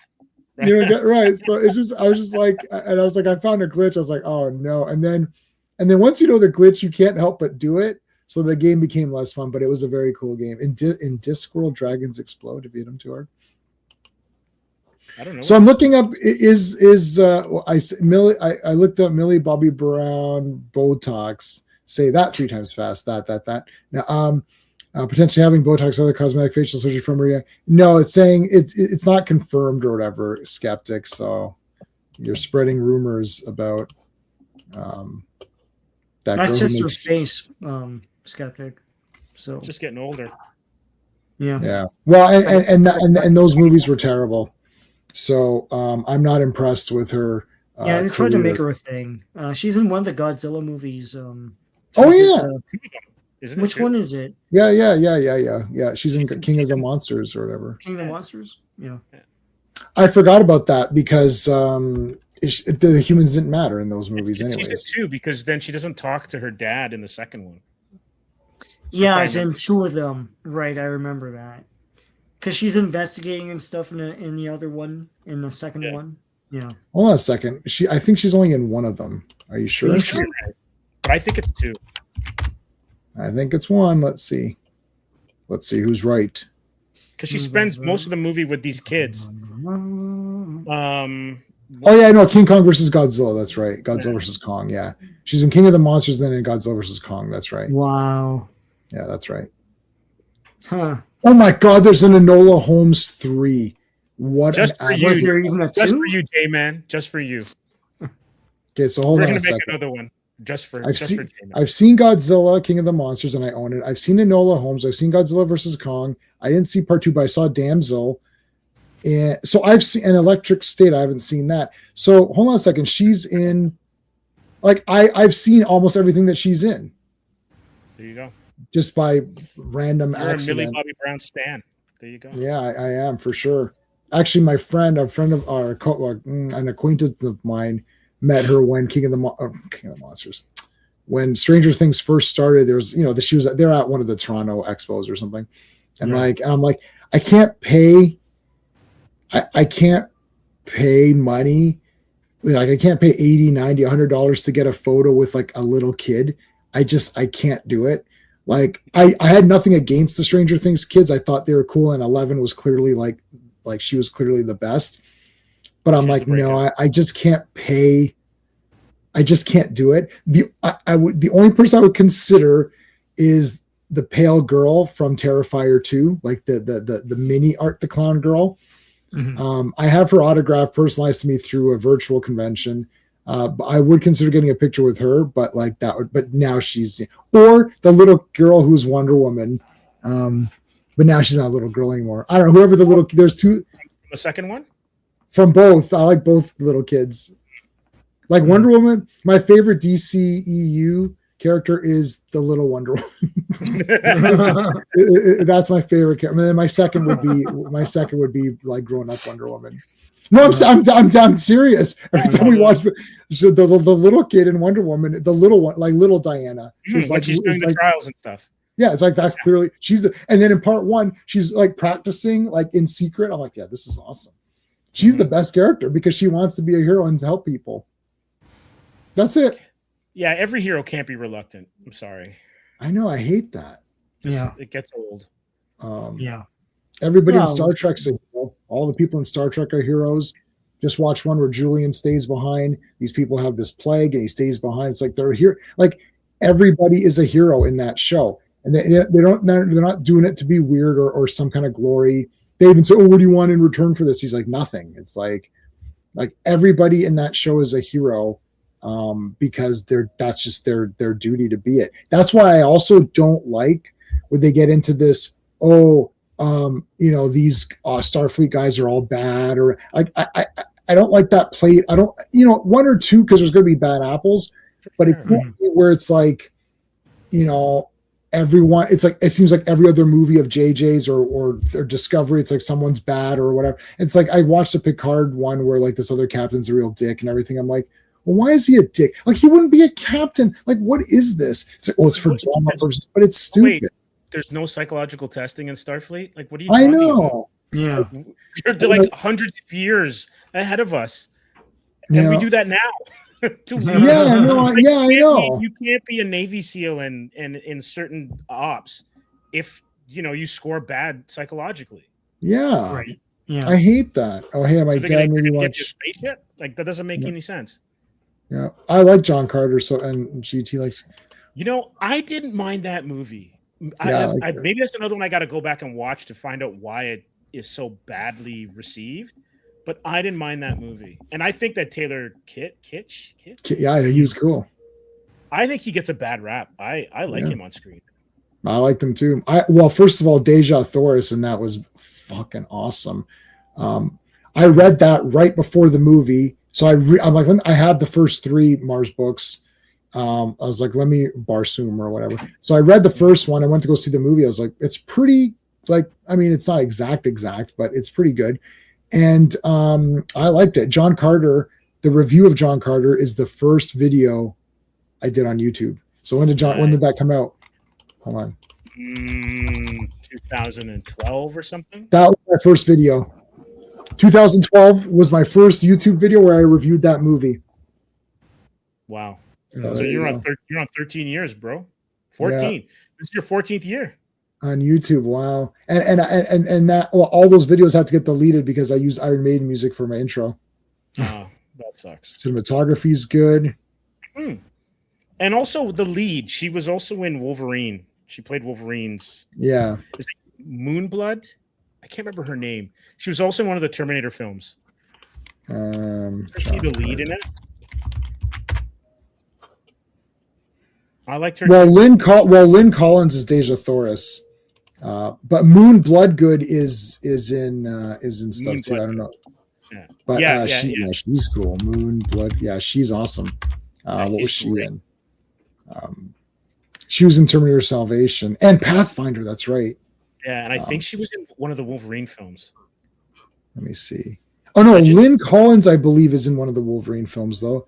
Yeah, she's in Wolverine Origins or whatever. Origins, Legends, yeah. Origins. Wow. Yeah, so Lynn Collins is in that one. But Moon. So who's in Carter? Lynn Collins. Okay. So Moon Bloodgood is in lots of other movies though. Pathfinder, Legend of Chun-Li, Terminator Part 4, Faster, and then lots of TV stuff. Mm-hmm. Oh, she was in the new Magnum PI. Which I that's not for me. I'm an OG Magnum. Yeah, I'm not gonna watch that either. It's bullshit. The fact that Magnum and Higgins can even have a relationship other than just being buddies is just, it's weird to me. So, and it has nothing to do with them being two guys. It's like Magnum and Higgins are two separate entities at war until you get to like season 6 or so. 5 or 6. Right, but the new one, they just made it more sensible in that Higgins was part of whatever FBI or CIA or something like that. Like it wasn't he was the groundskeeper of the place that he was slumming. Yeah. Like that was fun. Yeah. I just it wasn't for me. I'm a let's put it this way. Magnum PI for me is like Chris Reeve's Superman to J-Man. Oh wow, really? Yeah.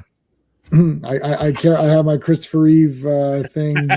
I've got my Magnum 308 downstairs. The model that you put together, Revell. I think. Oh was wow. The company. Yeah. So I still have it, and I actually sawed off the roof because it came as the Targa. So I sawed the roof off so I can put it on or off as the convertible or not. Oh, awesome! I did have the car of it.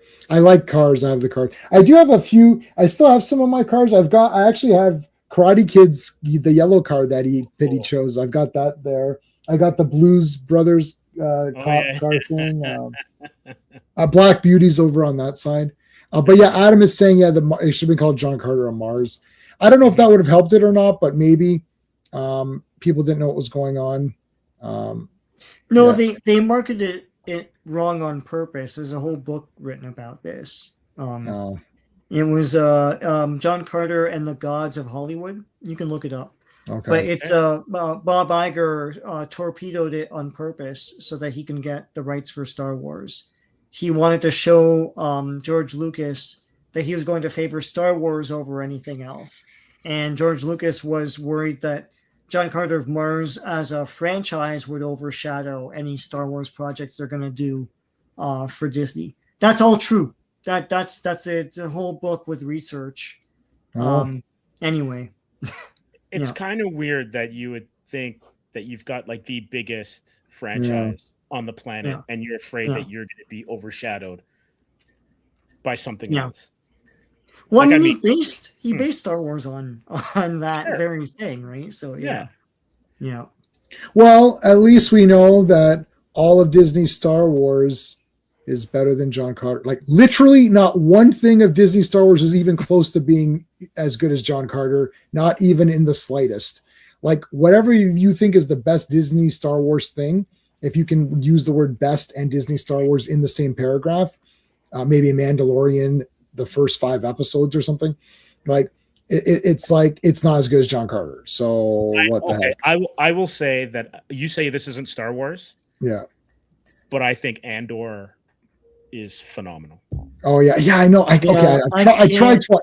I tried twice. You two can't do it. I know you two can't do it. I can't do it. But Andor just works. And for me, because I didn't watch it at all.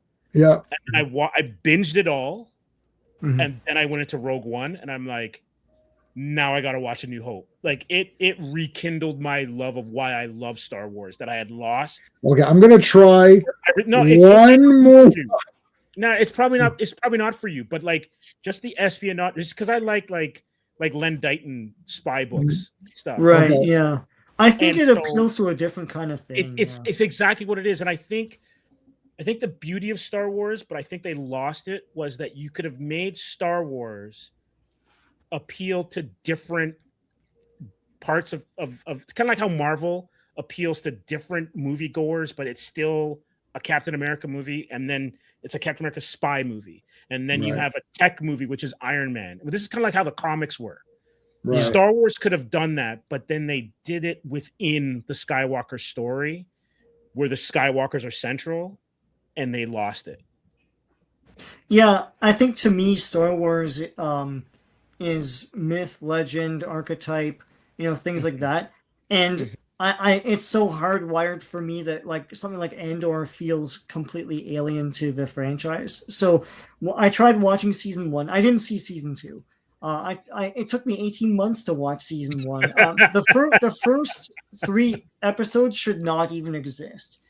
The heist is more interesting, but I've seen movies, so I was like, yeah, it's a heist. There wasn't anything special to me, and I feel not you, especially now, like explaining why you like it, but I feel a lot of people who love Andor love it because to them Star Wars is lesser, and this heightened it for them. Like it's sort of like the whole heightened horror thing.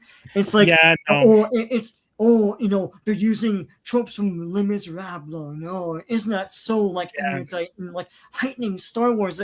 I don't feel Star Wars needs to be heightened. So because I was so bored by the season 1, I can't get into season 2. So maybe I'll try it. But you know what it's like? It's like, and this might be not a proper analogy, but it's like if you liked Breaking Bad, you probably didn't like Better Call Saul. And for me, Andor is the Better Call Saul to Empire Strikes Back, Star Wars, whatever, because that swashbuckling stuff, the lasers, the fights, all that kind of stuff, that's what made me a Star Wars fan. Yeah. Like a good buddy of mine, he does sound work now. His name's Dave, and he does stuff for Hollywood. We used to take our action figures. That's why I can't sell any of mine for any money. And we'd play with them in the snow. Yeah, and recreate the Battle of Hoth, that kind of stuff. Yeah. Like, I love that. You just use the keyword swashbuckling. That's the key Star Wars to me, and there are certain tropes and ways that works. That frankly, the prequels didn't really hit for me. I mean, the characters are so wooden in that thing, but like the characters are archetypes, and you love them. You love the lovable scoundrel and all that stuff in the original Star Wars. And Andor wasn't that for me. Andor is a completely different thing. It's trying to be a different thing. And then what you said, it's like espionage stuff. It's the Galactic Senate. It's the boring stuff. Yeah. That gets you to the Death Star blowing up. But knowing how you get to the Death Star getting blown up is kind of cool. And then for someone like me, who I didn't read any of the novels, and I didn't care about the prequels, and I didn't watch Clone Wars or Rebels or anything like that, it was kind of nice to see Andor in one of the episodes. Yeah. Oh, that's how that happened. So filling in all that kind of stuff is great. And then I can enjoy Luke going nuts with the lightsaber and and warp speeds and all that kind of stuff. I feel attaching sense to Star Wars is the antithesis of Star Wars. Because the thing is, I enjoy Empire Strikes Back for its lofty themes of can you hear me? Yeah. For its lofty themes of hubris and everything.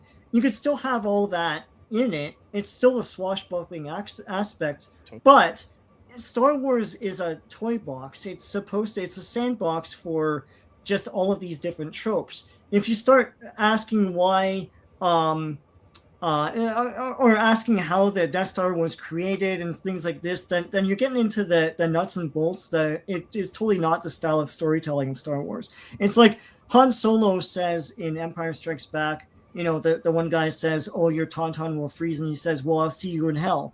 Well, how the hell is there a hell in Star Wars? They'll say things like, "No, Millennium Falcon is named after a bird we have on Earth. What are there Falcon?" If you stop to look down, then you're gonna ruin the thing. I think it's all just fantasy, really leaning into the swashbuckling and fun characters and themes and storytelling is really what Star Wars should be. I understand going after different audiences, like ones that want more espionage and stuff, and want their fantasy world explained a bit more. That's not for me, and that's totally not what Star Wars was based on. At least for me. I mean, if I look at like the Ewok movies and the Star Wars movies and those cartoons, like that's Star Wars to me. But I'll give you a perfect example. Like I love Bond. Yeah. And From Russia with Love is my favorite, along with The Spy Who Loved Me. Right. Yeah. But you cannot deny the bonkers aspects of Moonraker, which is as far from a James Bond movie as you should go. Yeah. But man, it's entertaining. So I'm one of those who can be on the spectrum of Andor to Empire. Mm-hmm. Forget the prequels, forget 7, 8, 9 or whatever, and still enjoy that band of it. And so I almost would think that, because when you then get to like Mission Impossible and stuff, you lose what could come out of it if you say Moonraker shouldn't exist.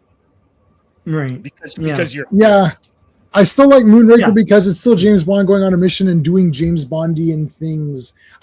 So I watched the first 2 episodes of Andor. I'm like, this is boring and stupid. And I don't remember the first 2 hours of A New Hope being boring and stupid. It's like, I like Sean said it all in this nice way. Here, this is why I like these movies, because they're cool and they're fun. You start off, you're like, there's these awesome monsters. You got to go fight these bad guys. As soon as you start saying, how does Superman shave? Right? Like, how does so that's why you didn't like FF, because you saw how Ben shaves. And that was stupid. With the belt hanger. How does Supergirl shave her legs? How come Supergirl doesn't have hairy legs or whatever, right? So the thing is, as soon as you start examining this, I'm out. It's like they're like, oh, Andor's doing this big thing. I'm like, I don't care. Yeah, like, is she shooting anybody? Yeah. It's like Predator. Yeah, I don't like it. And I know that there's a heist and all that. Okay, it's a heist, but I've seen heists before. What makes the heist Star Wars? Not stormtroopers walking around doesn't make it Star Wars. There needs to be cool shit going on. This is why the prequels, I don't hate them as much as I did before, but I just don't care about them. Like, it's like, how did Darth Vader become bad? I don't know. He was a bad guy and he turned bad. That's it. That's how he became bad. They explained it. They didn't explain it. Sure. Obi-Wan explained it. He was a good pilot. I thought I could train him, and guess what? I fucking failed. He's a bad guy. That's it. They explained it. Well, they didn't really show the whole thing. Right, because who cares? It's like, he's a bad guy. He looks awesome and he fights guys. I'm not saying it should be stupid, right? Like, not mindless, dumb action. But I want it to be adventurous and fun. Like, guys going on a mission. Okay, we got to get out of here. Okay, here comes the ship. And then, why is the ship called the Falcon? I don't know, because that's a cool name. Yeah, but is there really Falcons on these other planets? I don't care. It's called that because that's what it's called. Like, ironically, what you're saying is why I'm going to go back to your Batman movie. Why Batman Begins is my least favorite out of the Nolans. Even though it's probably the best film, it's my least favorite. Yeah, because it's explaining too much. Explanation of the movie. It's just like the heist movie. That origin story is mad boring. In Batman Begins, it takes a while. Christopher Nolan did it, so it just comes together well. And that's also why The Dark Knight for me is it's just a bank robber movie with Batman and the Joker and a person who's kind of like Joker, and so that's why I agree with you on all of those. Worst, even though it's the worst out of all of them, because of the world that was set up, Dark Knight Rises is my most enjoyable out of those three, because it's like, okay, that's the world Batman's in. Mm-hmm. You give me everything that Batman has, even though Bane gets punked in it. You give me Ra's al Ghul being immortal. You give me Robin. You give me the breaking of the bat. You give me Talia. Like, you give me all these things. Yeah. Factor in as Batman, but on a movie level, it's not the strongest out of the three. Yeah, that's why. See, it's my least favorite because it's too long, and they nerfed Bane, and I liked Bane in the movie, but I don't consider any of those movies Batman. So I'm just going by the one that's the shortest and best made, which would be the first one. It looks like a certain movie. It has a theme to it. It has a color scheme. It just feels like it's neat. I like this guy training and becoming an awesome guy. Mm-hmm. The Dark Knight, too long, and Joker's not in it that much, and Two-Face sucks. I don't care. I'm not comparing to the comics. Those three movies are not the comics at all. There's some of it is the comics, of course, but not enough. So I'm just going by Batman Begins is the shortest, and I think it's kind of neat. That's it. Dark Knight Rises, it's too long. I get lost in it. I'm like, I don't care what's going on anymore. And I don't like Anne Hathaway. I don't like Talia. And I liked Bane until they nerfed him or made him an idiot and he didn't climb out of the pit or whatever. He's not a hench. That's my thing. He's not a hench. Yeah, like, see, Star Wars, it's like if Andor has all this cool stuff, there's espionage. It's like, okay, so call it something else. Just do Andor and call it. It's not Star Wars. Like, it's not Star Wars. It's like when they do Star Trek, it's like, oh, we're gonna do this and that's like, it's not Star Trek. It's like, I don't care. Oh, it's called Star Trek. I don't care what it's called. Like, I just can't. I'll watch if Andor could be a great show. It might be a great show, but it's like, maybe not a great Star Wars show in my opinion. But the thing is, I'm not in the mood for a great show because I own many, many great shows that I can watch, or like Downton Abbey. I'm going to rewatch Wolf Hall. I'm reading the Wolf. I watched the series. I'm reading the book now. It's like, I like that. So it's like, I'd rather watch, so I can sit down and watch Andor, or I'd rather watch Wolf Hall again. You know what I mean? Like, it's like, but it's Star Wars, but it's not Star Wars, right? Like, that's the way I see it. I would try it again. Even Mandalorian, which I liked when I first watched it, never went back to rewatch it again. Don't bother. Don't. Yeah, it's not. It sucks. I'm telling you, if you didn't like it yet, it's just not for you. It's kind of like how half the Marvels that are being made, Marvel movies that are being made now are not for me. It's okay, I get it. It whatever. Yeah, and I just don't even care. I'm not angry about it. I just don't care. No. I don't like the prequels either. And I know people who really love the prequels. It's like, yeah, it's bad acting and it's shit. And I don't care about Anakin. He sucks. There are people that grew up with it. I get it. Yeah. Sure. But yeah. But that person was not me. And even though I grew up with other things, it's like I can grow up with things, but I've grown up with things where I've gone back like, this isn't really that good. So I'm not using I grew up with it as a fake excuse. I grew up with, I watch a lot of shitty cartoons and I go back and like, man, this cartoon sucks. Like, it's like, look, like He-Man has a lot of lame shit in it and it's a lot of repetitive crap. It's like Transformers is awesome. Transformers is way better. Like, and I'm a He-Man guy. My channel was based on He-Man, but Transformers is better. What can I say?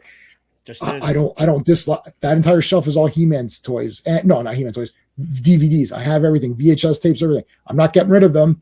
I'm gonna love them. They're coming with me to the grave. I'm not selling them. But Transformers is better. I don't know what to tell you. And then Headmasters is the friggin' best. And then Master Force and Victory. All those cartoons are super 10 out of 10 masterpieces. It's like, I'm sorry, He-Man didn't get to the masterpiece level. 2000X was pretty good though.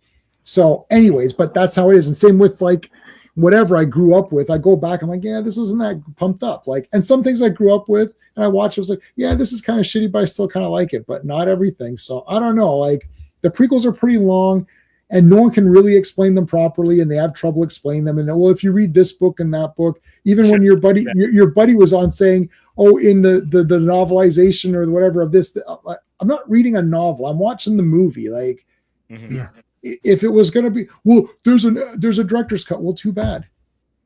I'm sorry, but you got to make a movie. There, for every movie that gets made, there's 100 that don't. So everything that we're criticizing in their own way is a miracle. It's a miracle. It is. To get a movie made is a miracle. It's a miracle. Yeah. So we'll end there. That's a good. Yes. That's a good. It's a miracle. It's a miracle that we still have 6 people watching.